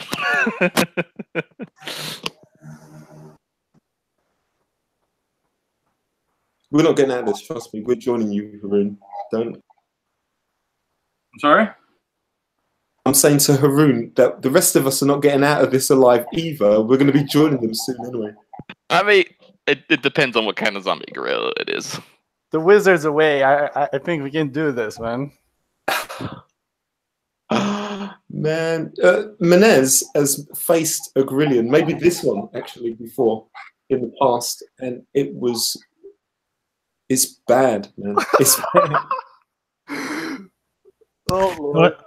I don't know these people. I only met them a month ago. And honestly, Diagolo's doing the smart thing. All right, you guys are lucky. One of the gorillians rolled in that one on initiative. So I will say that Menez has the opportunity to initiate whatever happens next. Okay. I'll tell you the first thing that she does, if I'm first, is I want to take these 2 scrolls. That's the first thing. She wants to grab these 2 scrolls. Can I do that? Yeah, you'd have to use a small part of your movement to get back to the bookshelf, but absolutely you can go for the spells. Absolutely. So what do you say, 15? Yep, not even, probably 10. Okay, right. So she just darts over there and she grabs up these 2 scrolls. That's the first thing that she does. Then she says, she says, Björn, Niagolo, with me. And she sprints to the exit. All right, as that is what your action is, a Gorillion is up next. The first Gorillion that put his 2 hands on the doorway and is now starting to emerge from the room basically uses his lower left arm to move 2 of the zombies out of his way. As he does, he effortlessly throws them across the room. He starts to move forward towards the group. The first one he sees being Haroon, or on the floor, dead. The second he sees Bjorn, ready for a fight. He sees Menez running for the door, and he sees this giant turtle against the wall with his hands clasped in front of him, and his head kind of, I would imagine, down just a tad, just to show respect, not fear. Niagolo, I hope I'm giving you due credit there. That's perfect. And as the Gorillion comes around the corner and starts to throw these zombies out of the way, he rushes as fast as he can towards Bjorn, who's at this point still standing there. And he just lifts his giant arms, his 2 top giant arms above him. And I'm not kidding, man. I hate to say this, but this guy's got like 6 attacks. 5, sorry, he's got 5 attacks. No shit. As he lifts his arms above him, Bjorn focuses on the hands that are in the air. The 2 lower arms reach forward and grab Bjorn. They're holding on to him now. They lift him just up above the ground a little bit. And the first attack is going to be a giant bite from this zombie Gorillion as he's lowering his mouth closer and closer to Bjorn's neck. We have, oh shit. First one is a nat 1 to hit. He misses with the bite. He can't concentrate. His rage is building and he can't concentrate on Bjorn's figure. He misses with his bite. Upset, infuriated with the fact that he missed, he starts to bring down his hands. 1, 2, 3, 4. 4 more attacks. What is your AC, Bjorn? 15. Oh, you lucky. You missed the first attack. Hits with the second attack. Hits with the third attack. That's a nat 20 with the 4th attack. Lovely. Give me 1 second, man. I will tell you what happens. Each attack is 7d6 plus 4. What the? So he hits you for 31 damage, Bjorn, over the course of these 4 arms pounding down on your head. On the last hit, he lets your body go. And with his bonus action, rushes towards Menez. He is on top of him now, aggressively. But that is the end of his turn. The next one up is Niagolo. I'm sorry, guys. Just a quick question, sorry. Seeing, I'm not sure about the rulings on this, but to enter rage, I need a bonus action. I can't do that while it's not my turn, right? That's technically true, but since these combats take place over such a short period of time, it'll almost... You know what? Just for actually defensive purposes, I'll allow you to engage rage after the second hit.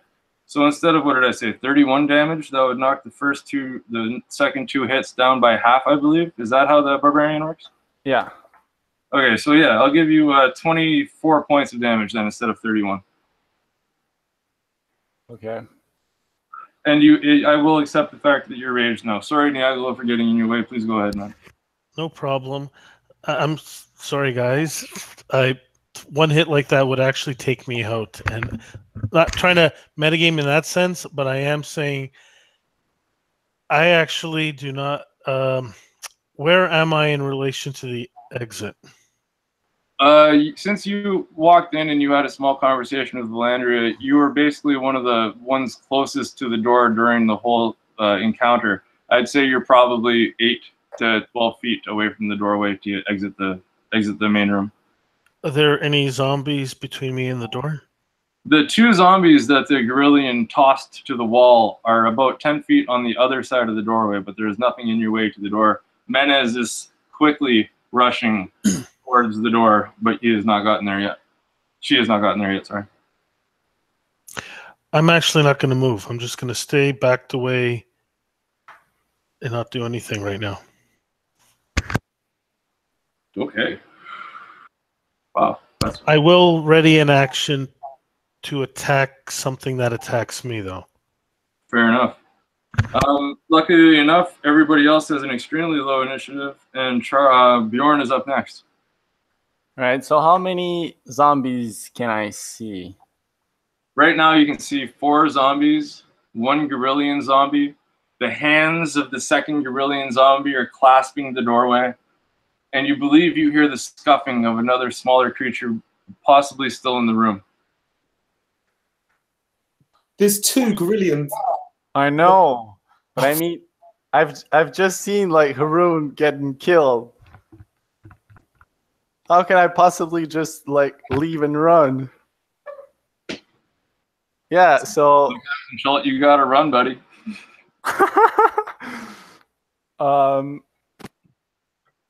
Okay, so what I will do is that first I will. Can I drink a potion as a bonus action? I'll give you a potion as a free action at this point. I don't want to kill everybody. Okay, so I'll do I that. might have to, but I don't want to.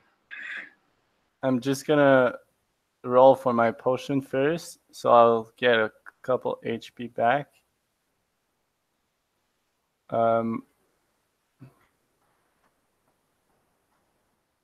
Okay, then I will. I'm not sure if I can do that, but the Gorillian is running towards Menace, right?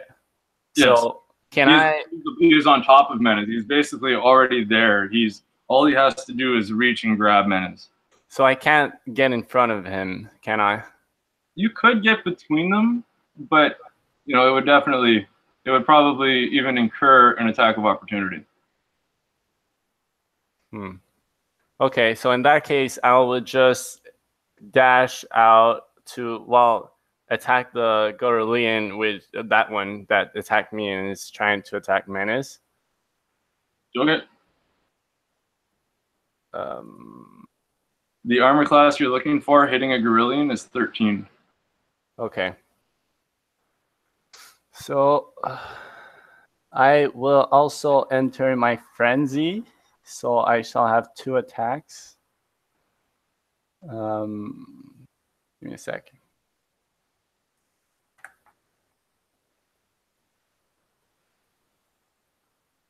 Oh, Jesus Christ. Fucking Lord. Okay.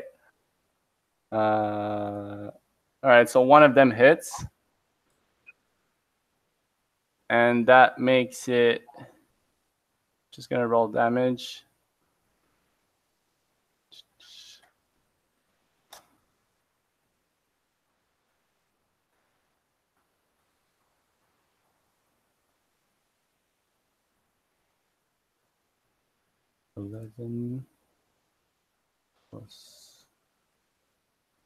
So that's 25 damage.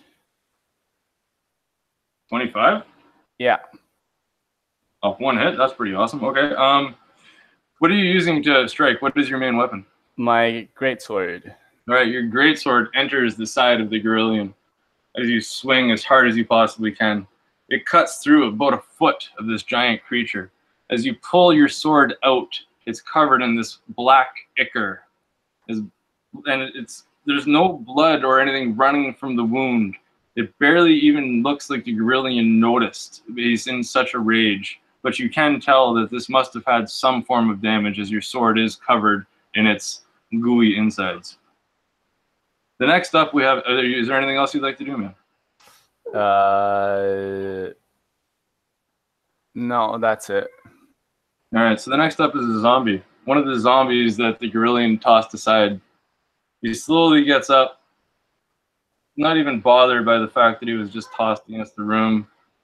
One of his bones in his arm is snapped, but it doesn't seem to bother him at all. The Gorillian tossed him with such force. He heads over to the limp body of Haroon. kneels down in front of this dead tortoise or turtle and puts his hand over the tortoise's or the turtle's mouth. He holds it there for a few seconds. It's weird. It's this decayed, skin-ridden hand that's basically almost all bone except for a few muscles, just giving lend to ligaments that'll bend to the fingers of this zombie's hand. And you can tell that something. Anybody who's even noticing a little bit, probably Niagolo the best because he's standing still and watching this all unfold, notices some form of essence being passed from the zombie to Haroon's dead body. After a few seconds, barely even a second goes by before you see one of the limbs of Haroon start to move. Oh shit. Now, if you don't mind, Matt, what I'm gonna ask you to do is I'm gonna ask you to play Haroon as one of the zombies. No. I'm going to allow you to completely use all of Haroon's skills, weapons, inventory, everything that you have the ability to access. There will be a few things I might have to put a kibosh on, but other than that, Haroon is stirring, and I need somebody to take over for him. Oh, I'm sorry, guys. All right. Good. Haroon doesn't do anything fancy. After that, the second zombie that was tossed aside gets up. He looks over to Niagolo, the other turtle in the room, kind of tilts his head to the side and completely ignores him. Starts to walk towards Menez as Menez is still in this mad dash for the door. He doesn't have enough movement to come up to Menez, but he's only 3 to 4, maybe 5 feet away, but his arms will not reach as he's wildly swinging them at him, or at her. The other two zombies still by the door are slowly moving towards Bjorn, who is now behind the Gorillion. The other Gorillion slowly manages to edge his way out the door. He sees everything unfolding, but he stands there and he waits. And we'll go back to the top of the order with Menez. Absolutely. Menez, flashing through Menez's head is Amala and Musharif, and all these people that unjustly have been just taken. And she continues to sprint, dash down this direction as she calls out, roars out in a full rage. So I have to do another thing of rage, I think, because I've been attacked and I haven't attacked anybody.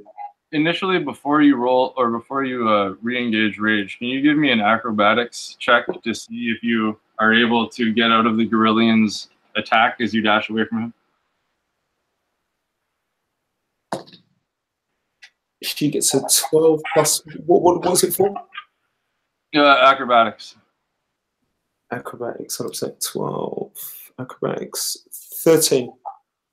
All right, with the 13, as Menez is running away from the Gorillion, who rushed so quickly and aggressively to be on top of her, he could feel the wind beneath her foot as the Gorillion swings to grab her.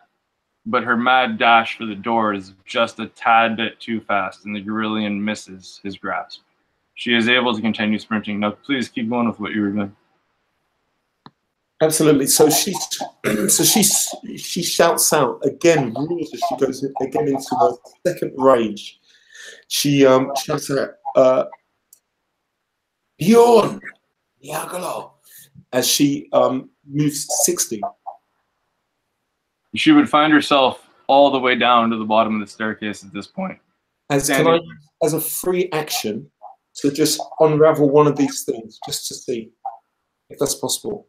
One of the scrolls? Yeah, one of these scrolls. You can open it. I'll allow you to open it, yeah. So at this point, Menez finds herself standing on the bottom of the staircase alone, looking at this parchment of paper. Thank God the words are familiar to her. She can understand what the scroll says. As she reads a few lines, relief starts to flow over her. She realizes that she now holds 2 scrolls of Arcane Gate. At this point, the Gorillion, who swung to catch Menez as she ran out the door, stumbles. For zombies are not too square on their feet. and actually falls. The Gorillion with 4 arms is quick to be able to center himself on the ground to start to push himself up again. But at this point, Bjorn finds himself away from an attack of opportunity from this Gorillion that's on the floor. At that point, we have Niagolo up. So, just to get an idea of what's going on, the 2 barbarians are running out down the stairs. One of the barbarians has run out. The other barbarian has just taken a large gash of the Gorillion with his sword and is standing behind the Gorillion on the ground. Now, would I be able to walk out the door without coming into contact with a zombie? You can. It does seem like both zombies that were on the other side of the door have gone to the center of the room, one towards Haroon and one starting towards Bjorn. You do have an opportunity to walk out, and they have kind of ignored you since you do not seem to be an immediate threat so far. I make my way to the door, and 1 second here. I basically say, more under my breath, but I don't know. Bjorn might. I don't know if he'll hear me if I get close enough. I'll say, "You must change. You must adapt. You must change and adapt to what comes before you." And I walk out. You are successful. You have successfully left the main room. It doesn't seem like the zombies. You walk out so calmly. You don't even part your hands from in front of you. And it seems like the zombies don't even pay you heedance.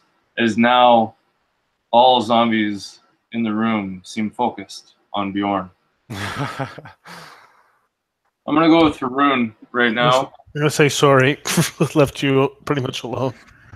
Haroon, I'm going to give you the opportunity to explain what it looks like as you come back to an animated existence. I am going to ask that we cut your movement in half now that you are a zombie, but other than that, so far you have no restrictions. All right, so it's just I can only move 15, and hello. Sorry, mic cut out there. Okay. I guess he will.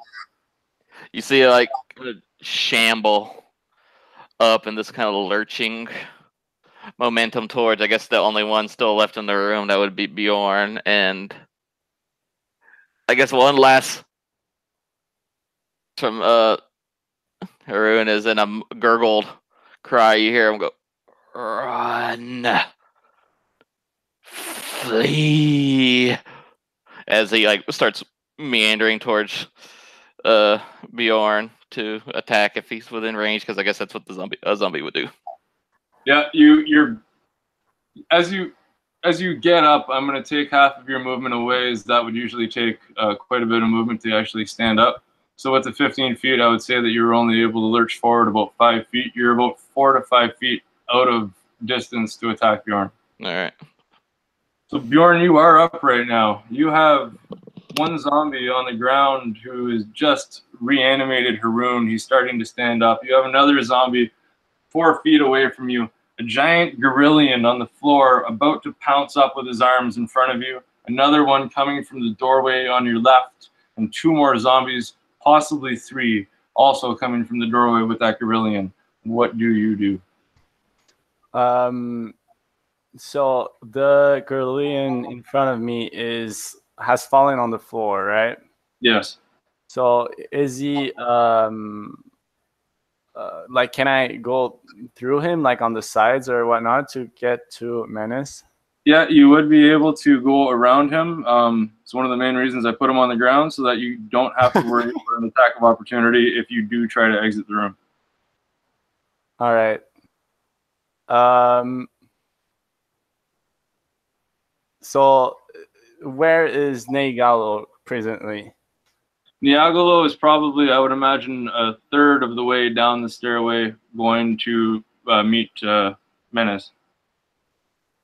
Okay, well, Bjorn is kind of gonna look back at the situation, seeing like the many foes coming along and hearing Haroon's kind of scream or whatnot, saying to flee. So he will like scream in frustration and then like just kind of sprint off and try to get to Menace. All right. What's how far can you dash? Are you dashing or are you just using your regular movement? I would say regular movement would probably get you to around where Niagolo is, maybe a few steps lower. Dash would get you to Menace. Okay, so that means I could attack the Garulian first and then move out to Niagolo, right? Yep, you can do that if you want. That's what I shall do. Okay. Do I get advantage for Yes. He's prone, yeah? Okay. So again, fuck, that misses. He has a AC 13, right? Yes. Okay. And my second hit will hit for.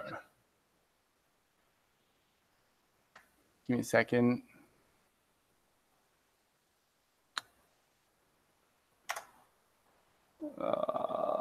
That's what I meant to do. I'm in rage. 9 plus 10 plus 6. 25 damage again. All right. And then I'll move out to Nagal. Now, as you're moving out, roll me an acrobatics check to see if the Garillion you just struck has the opportunity to grab at you as you try to run away from it. That's a lovely 7. All right. As Bjorn is able to jam his greatsword back into his greatsword or great axe? Great sword. Thank you. As jam his greatsword back into the back of this giant Garillion, he starts to move around to the side of it to get to the door and join his comrades. Obviously not in arms at this point, but in escape. And the Garillion reaches out with one of his lower arms missing the bottom of Bjorn's foot. And just as Bjorn feels as though he's safe, one of the upper arms comes down and latches onto the calf of Bjorn, and you are grappled. You can try to do other. No, I think it's. I'll wait till your turn. No, yeah. If it's grappled, do you have a chance right away to do a strength check to see if you can avoid it? I believe that's true. It's an opposed athletics or acrobatics for the defender to attempt to grapple. Well, I rolled the Garillion rolled a 22 to grapple. I'm just wondering if Bjorn has an opportunity to roll against that. Yeah, it's an opposed check. So athletics versus athletics or athletics versus acrobatics for Bjorn. Can I use athletics myself? Yes, you can check if you want. Was that a yes? Yes. I used athletics to attack or to grab onto you. So go ahead. I'm trying to think. Does Barbarian give you anything? Well, while I'm raging, I have advantage on strength checks. Exactly. So does that come in handy? Yes. Let's see what you roll. 24 twice. Yeah, you definitely are able to pull away from the Garillion's grasp, and I will even allow you to continue your movement if you wish to make your movement out the door. Yeah, I'll do so. All right. So all of you now almost running together, Bjorn and Niagolo down the stairs as Menez is reading this parchment. The zombies inside you can hear scrambling around, but you know zombies themselves, or at least you've heard rumors that they're not fast or don't have much movement. So you have this weird sense of relief as you see the relief on Menez's face as she's reading this parchment. All of a sudden you hear a large roar. The other Garillion is up.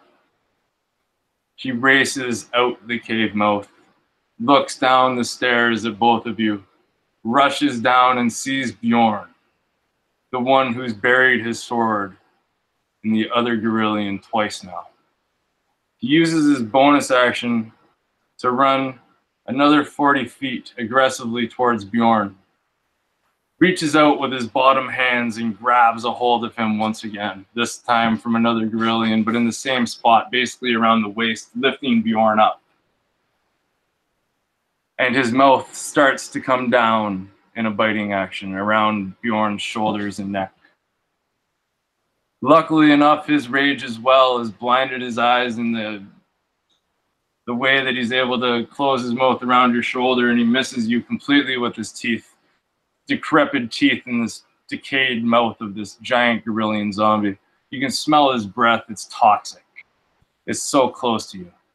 At this point, he raises his two upper arms and smashes down, boom, boom, boom, boom, 4 times across your head. The first attack hits, second attack hits, third attack misses, and fourth attack hits. That's 3 hits attacks. 1 second, please, man. That's oh shit, I need a calculator. Hold on one more time. That is 78 damage. Oh god. That this Gorillion smashes down on you with complete ferocity. That'd be half of that for his rage, right? Yeah, since they are physical attacks, you can take half of that. So that's 39 damage. I am unconscious, you guys. At this point, the Gorillion that is holding on to you sees you unconscious and throws you off the staircase. Can I react? Can I react to that since I'm standing right there? Absolutely, you are right beside him. And what would I need to do to grab him? I'd say in athletics or if you can find something that you want to use and you can explain it in a reasonable way, I will accept it. I think athletics is perfect. Thank you. 20. All right. With a 20, you are able to catch on to a shred of Bjorn's clothing, his pants, as his body flies over the edge of the staircase. You reach out and you're able to.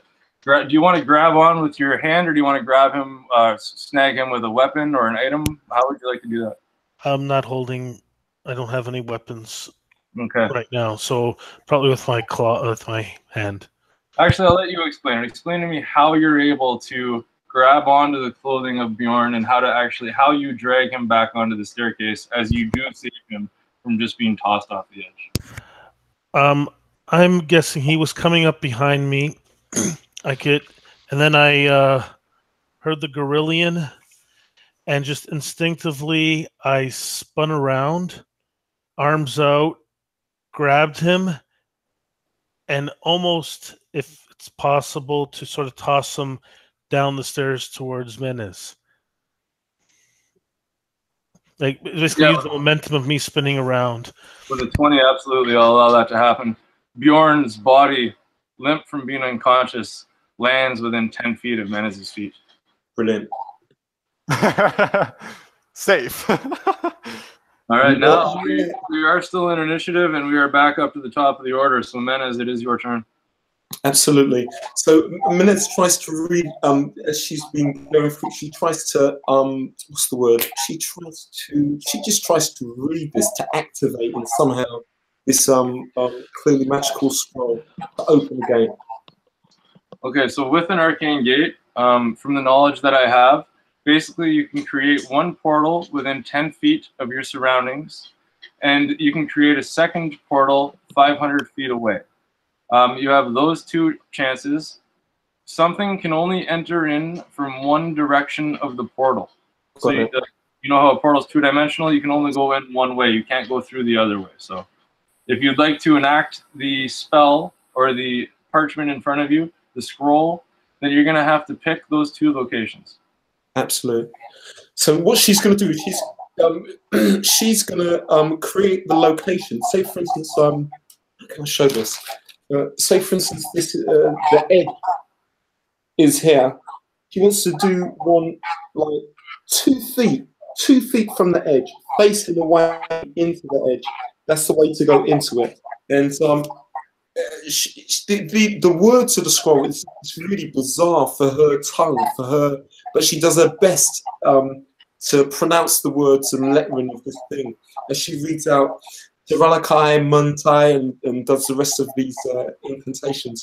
As this portal opens, and she grabs Björn, the limp body of Björn, and she just like, with all the strength that she's got, raging for the third time.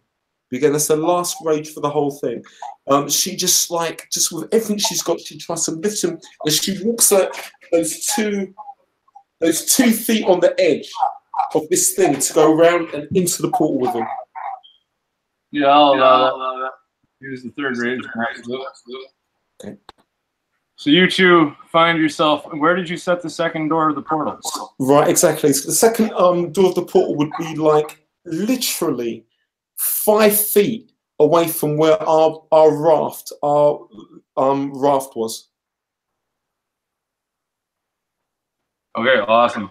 You two are basically 7 or 8 feet away from the shore, 5 feet away from your boat. You look up and you see Niagolo standing beside this giant Gorillion 200 feet away from you, so it's kind of hard to see, but you know where they are, so you can locate them with your eyes. Bjorn at your feet, still unconscious. You standing there, thanking all of your gods that you were able to get off of the heart of Oteo. The Gorillion, who had initially fallen and taken 2 of Bjorn's swords to his upper torso, pushes himself off the ground.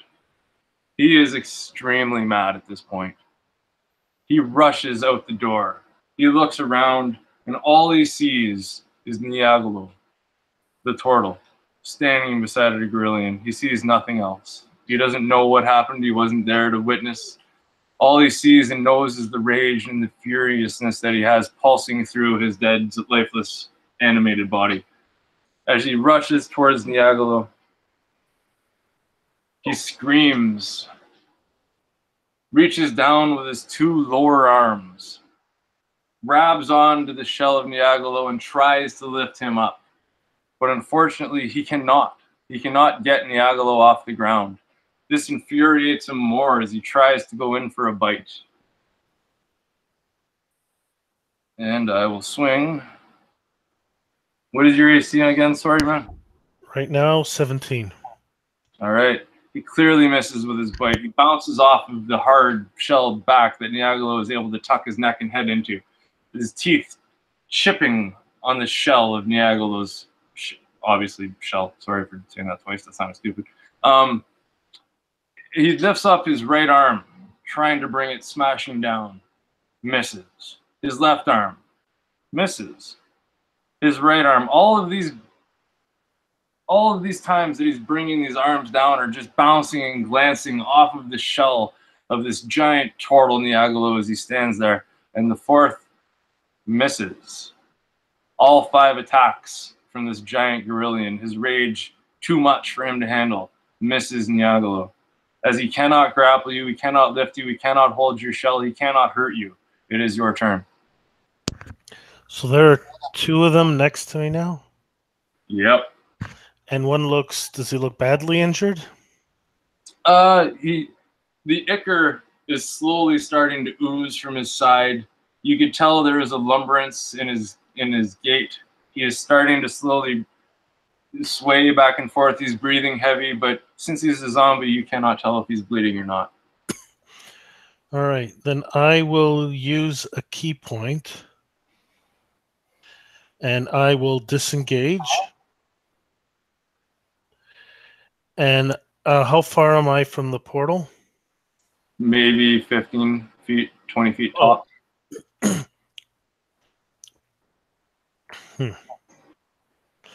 Actually, what I will do is pick up my maul, or warhammer, sorry. So it's in my hand.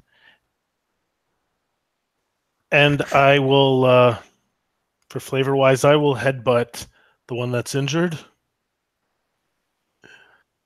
And there's a reason for that.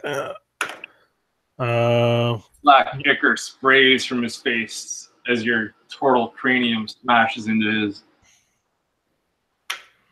That's a 15, 19 to hit for 6 points of damage. Yep, you got him. My AC, even though I am disengaging, I did that on purpose, so my AC goes up by 2, so it's 19. And I walk casually out through the portal. All right, as you make your way through the portal, you find yourself standing beside Menace. This 10-foot circle in front of you in the air, the same one that you were invited up to the heart of Ukteo to go into, the same shape is in front of you. Now, Menace, thank God, has set the portal up so that you actually had to go around the portal to get into it. So the Guerrillians who are up top just see Niagalo's body follow the other two into this portal, and they feel like that is their option as well. Both Guerrillians race towards the portal. Taking it, unfortunately, from the wrong side, they both lurch right off of the steps. They are now airborne, flying slowly, quickly, almost on top of you.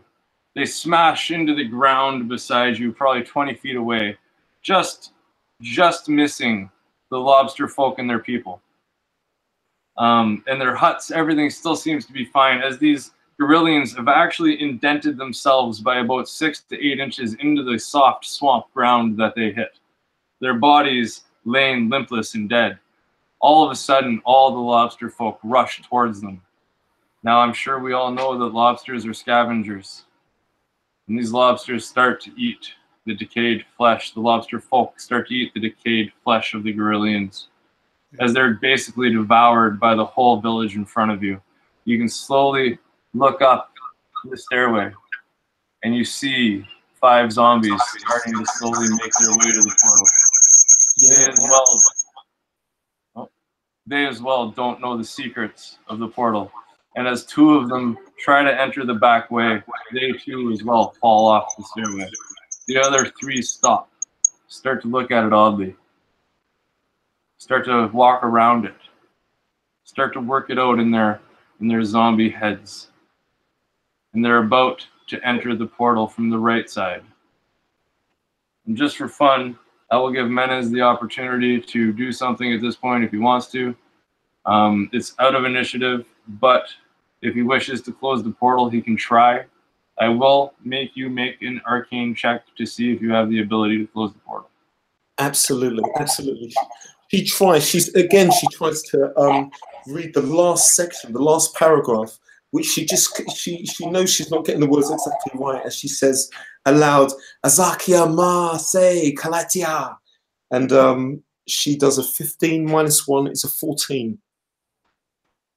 With a 14, you see the portal start to flash in front of you. It starts to look as though something's happening, flickering. This bright light shoots from the portal, and it resets. It has not closed. The 2 zombies that are able to work their way out enter the portal and are now standing beside Menez, Niagalom, and Bjorn's lifeless, at this point, unconscious body. The other 3 zombies don't really know what's happening. They don't understand the portal, so they rush the portal, and one of them even leaps at the edge of it, trying to jump into the portal. As he jumps off of the staircase, 2 of them fall into their death. The third one flying in the air, farther away now from the steps since he jumped. Can I get Niagalo and Menez to give me a how about just a regular dexterity roll, please? Dexterity saving throw. Absolutely. I get, what's it called, advantage because of so I got twice, 11, 12 or 16, 17. I got 17 because of danger sense. As this one flying zombie body is still in the air, the other 2 hit the ground. Menez is able to notice that he's coming straight for the group. He's able to sidestep, get out of the way, or where he at least believes is a safe spot to stand as this zombie's coming. He's getting closer and closer. Menez yells to Niagolo, "No, you must move!" Niagolo starts to look up. And only because you are a turtle, I will give you advantage on your deck save, since you have the opportunity to retract your neck and head. Instead of hitting you directly, the zombie might bounce off your shell. So you said I have advantage? Yes. 14. The zombie does bounce off of your shell, but with such force that it knocks you to the ground. When it hits you, it almost just glances, that way pushing you forward as it takes the back end of your shell, glances off the back end of your shell. As he does this, the zombie body lands on the unconscious legs of Bjorn. You hear a loud snap, a bad crack, something you know will probably not be easily fixed. Through the screen, Bjorn actually wakes up screaming. From what you thought was possible death, the unconscious Bjorn just lifts his upper body up as the zombie lands on his leg, and you hear this crack, and he just screams. The rage and furiousness in Bjorn's voice is unmatchable, as you know for a fact that there is no way that that leg, the one leg at least, maybe both, can never be saved.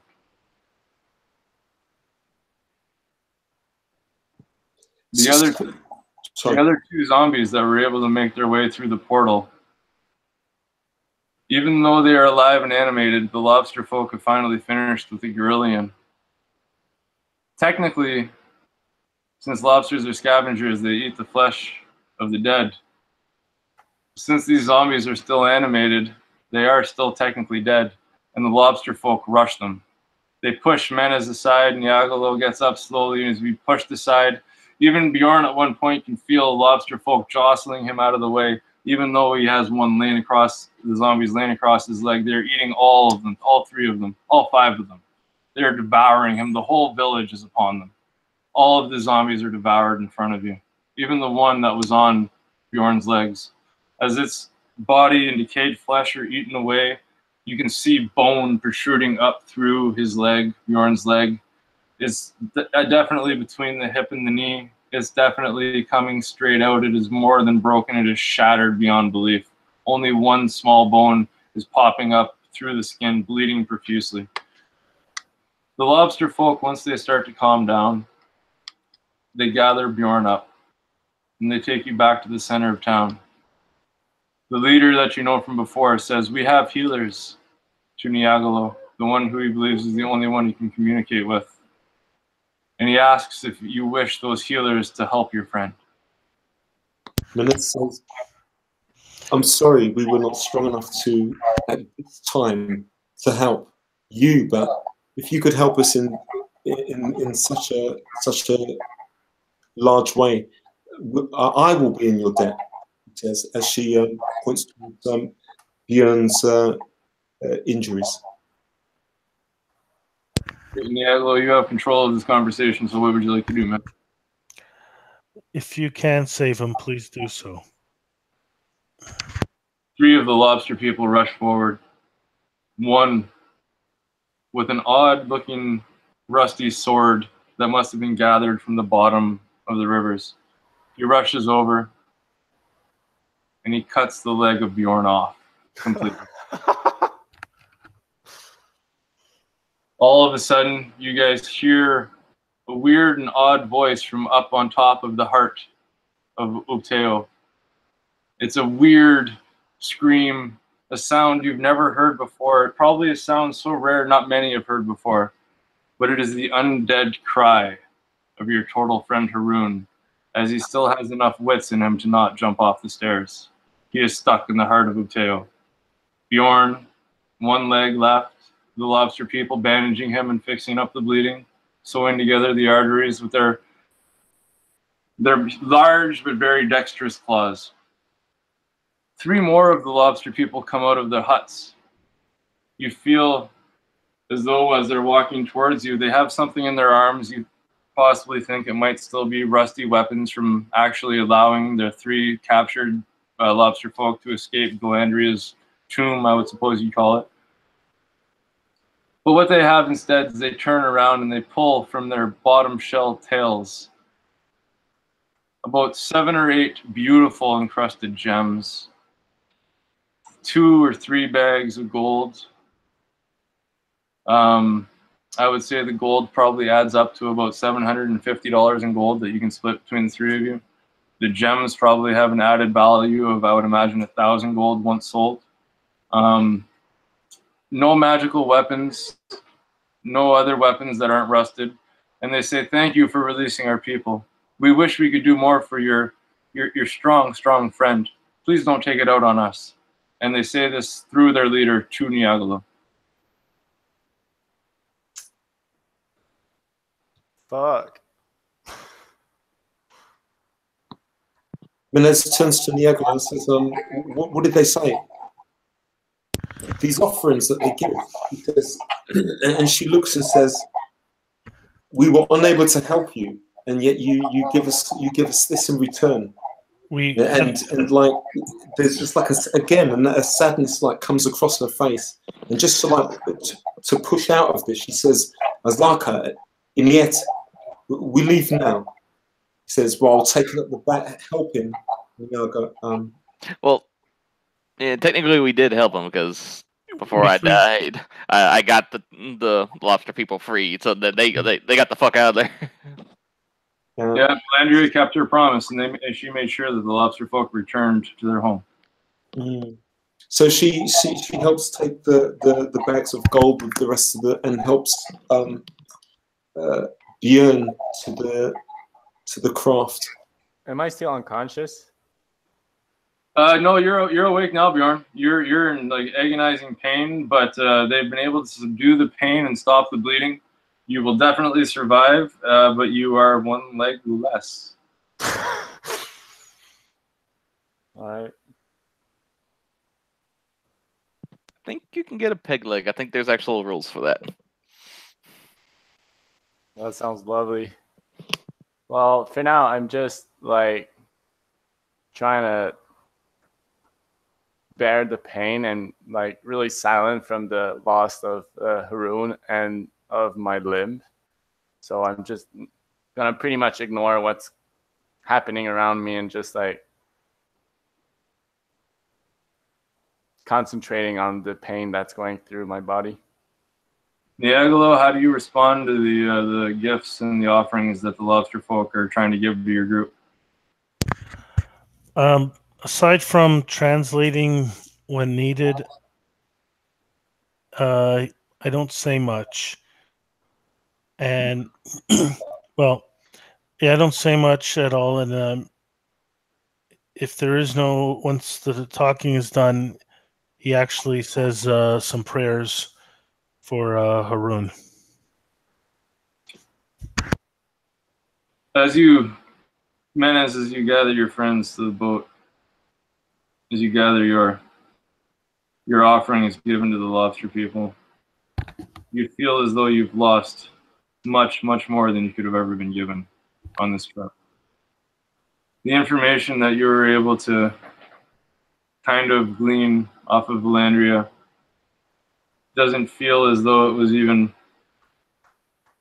has any measure in what has happened across the adventure so far. One of the lobster people comes up to you all. He looks at Bjorn and he says, "We are very sorry we weren't able to help more." And he looks to Niagalo to hopefully translate what he's saying to him. Well, I translate, but then I say, trying to remember the names. In the conversation that Menez was having with, and I think Haroon too were having with what's her name, the Red Wizard. You guys, you mentioned the way to the temple. I think is the way of the god, of their god. Was it? I believe Haroon did say that. Yes. I asked in common to I guess to Menes, she's the one who's most amenable to talk. Was that what you said? True that their god path to the temple to end all this is through the way of their god. And as Menez is like just putting pressure on Björn's leg, and she puts her hand inside her shirt as you say this, and takes out like a small red vial, and she passes it to Björn and says, "Drink this," she says. And what do you have in mind? She looks almost suspiciously towards you, even though we've been together for a long time. And she says, time to talk. We can talk later. We need to get out of here. But if what you said is true, perhaps they know this the answer to the riddle. Perhaps they know. And she looks towards the lobster people. Yes.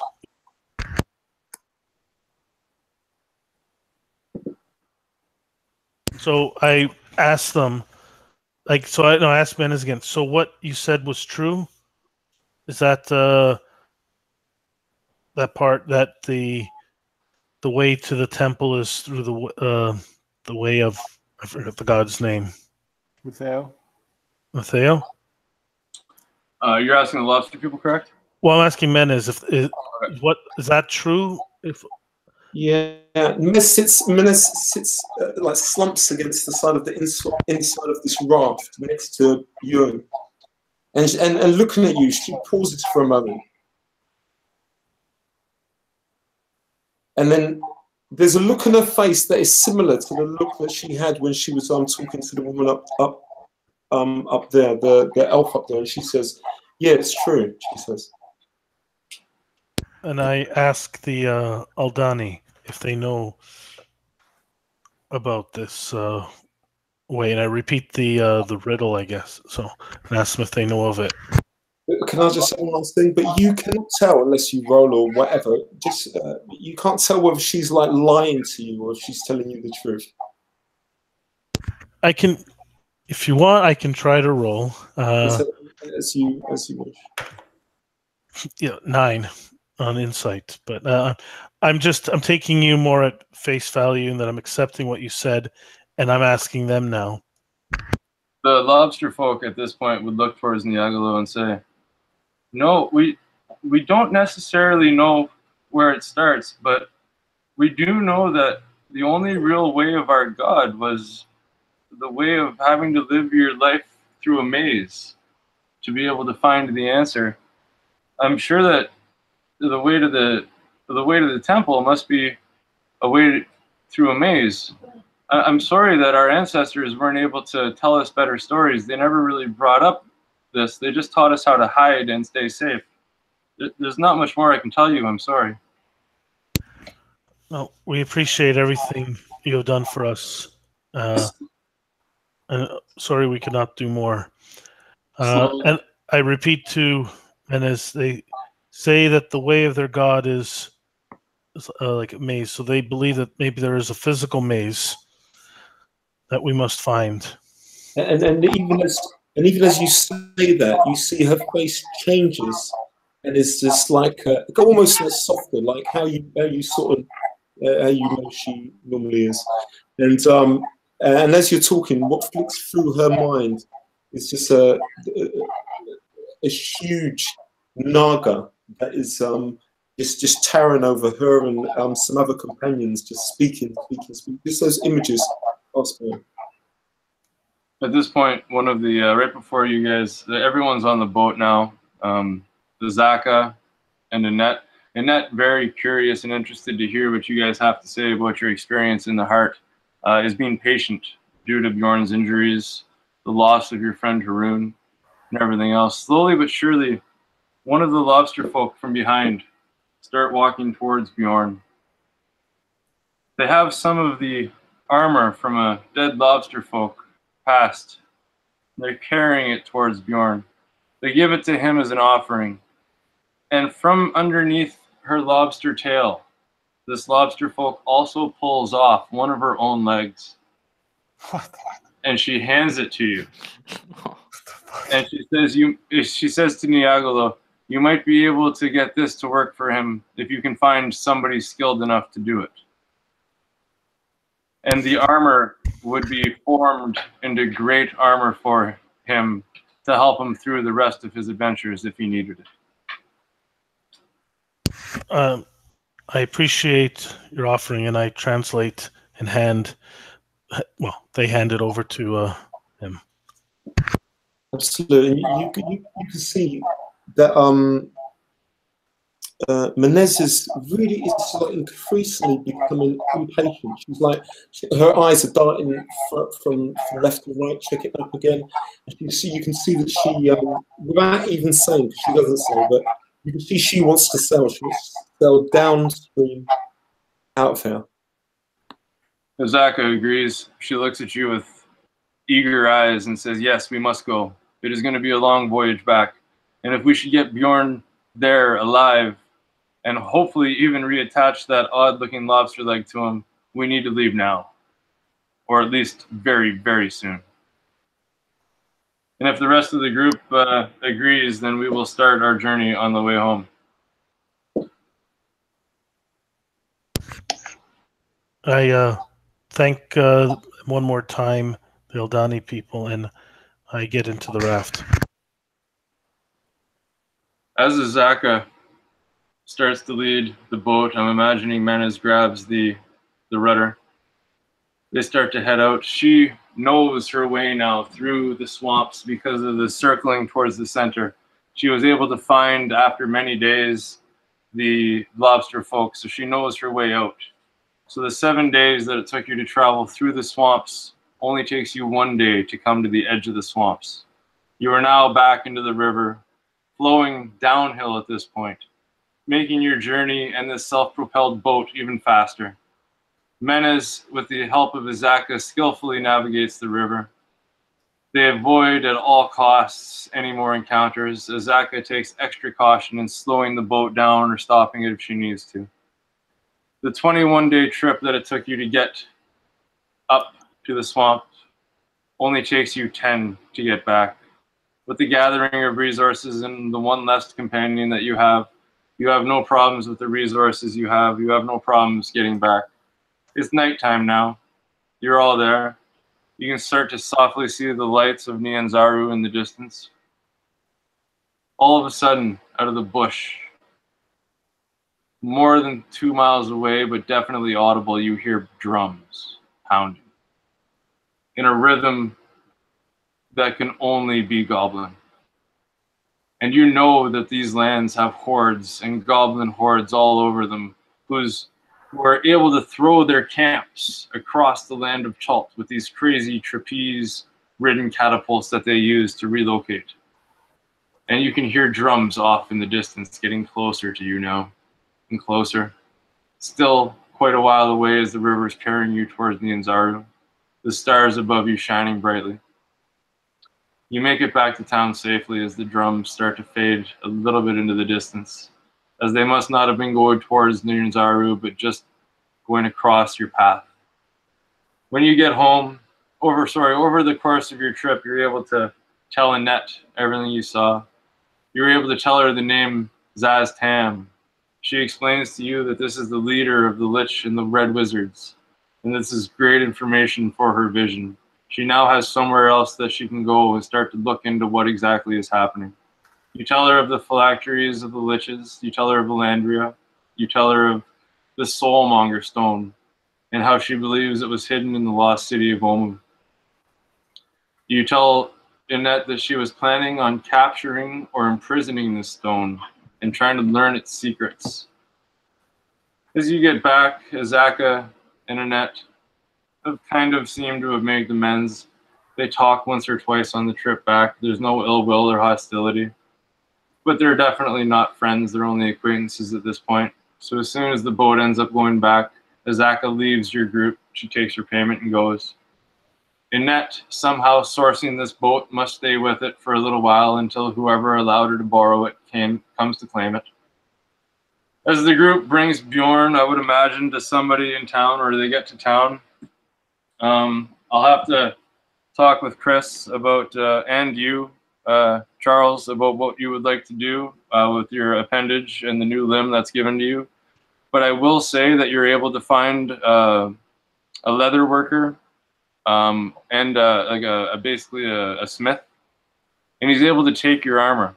The first thing he says is, "Wow, I have not seen or heard of lobster folk armor in years. My old teacher, when I was his apprentice, explained to me its great abilities." And he is able to form for you, Bjorn, Aldini plate armor. This plate armor has the all the advantages of plate armor. It has absolutely no disadvantages that heavy armor has. So it takes away all of the heavy armor disadvantages, and it gives you a +2 to stealth in the future. So you can don this armor at any time now it's been built for you. As the group stands together after Bjorn has been, at least somebody said that they will be able to help him or take care of him. You stand there, and it all kinds of sinks in. The grief of Haroon, the leg of Bjorn, the meeting and encounter with the lobster folk and their plight, the heart of Upteo and Valandria, who I would imagine has the opportunity to transport back to that transport ring she used inside the heart at any time she feels free. The fact that Haroon was lost, but now his zombie soul resides as a captive of Valandria. Pretty crazy shit, man. Unless you guys want to say anything, I'm gonna call it game. It's been a pleasure. I will. Actually, I'll say it after the live recording ends. That would be. Yeah, absolutely. If there's anything you guys want to say, or anybody you want to give a quick shout out to, or a site that you want to do all that stuff to, go ahead now, and then I'll end the broadcast. But thank you very much all for playing with me. No, you get to the game. Thanks a lot. That was a lot of fun. Yeah. Deadly. All right, very, very deadly. Super good, man. Really great, and really good. For all the viewers of the Tomb of Annihilation, Jungles of Chult, please keep watching Chris, the RP Ginger. He's doing an amazing job setting up these kind of things for us. We're building a great community. Everybody that's in it so far is an amazing person, and I'm better off knowing them. And we're going to end the broadcast now, so goodbye, everybody.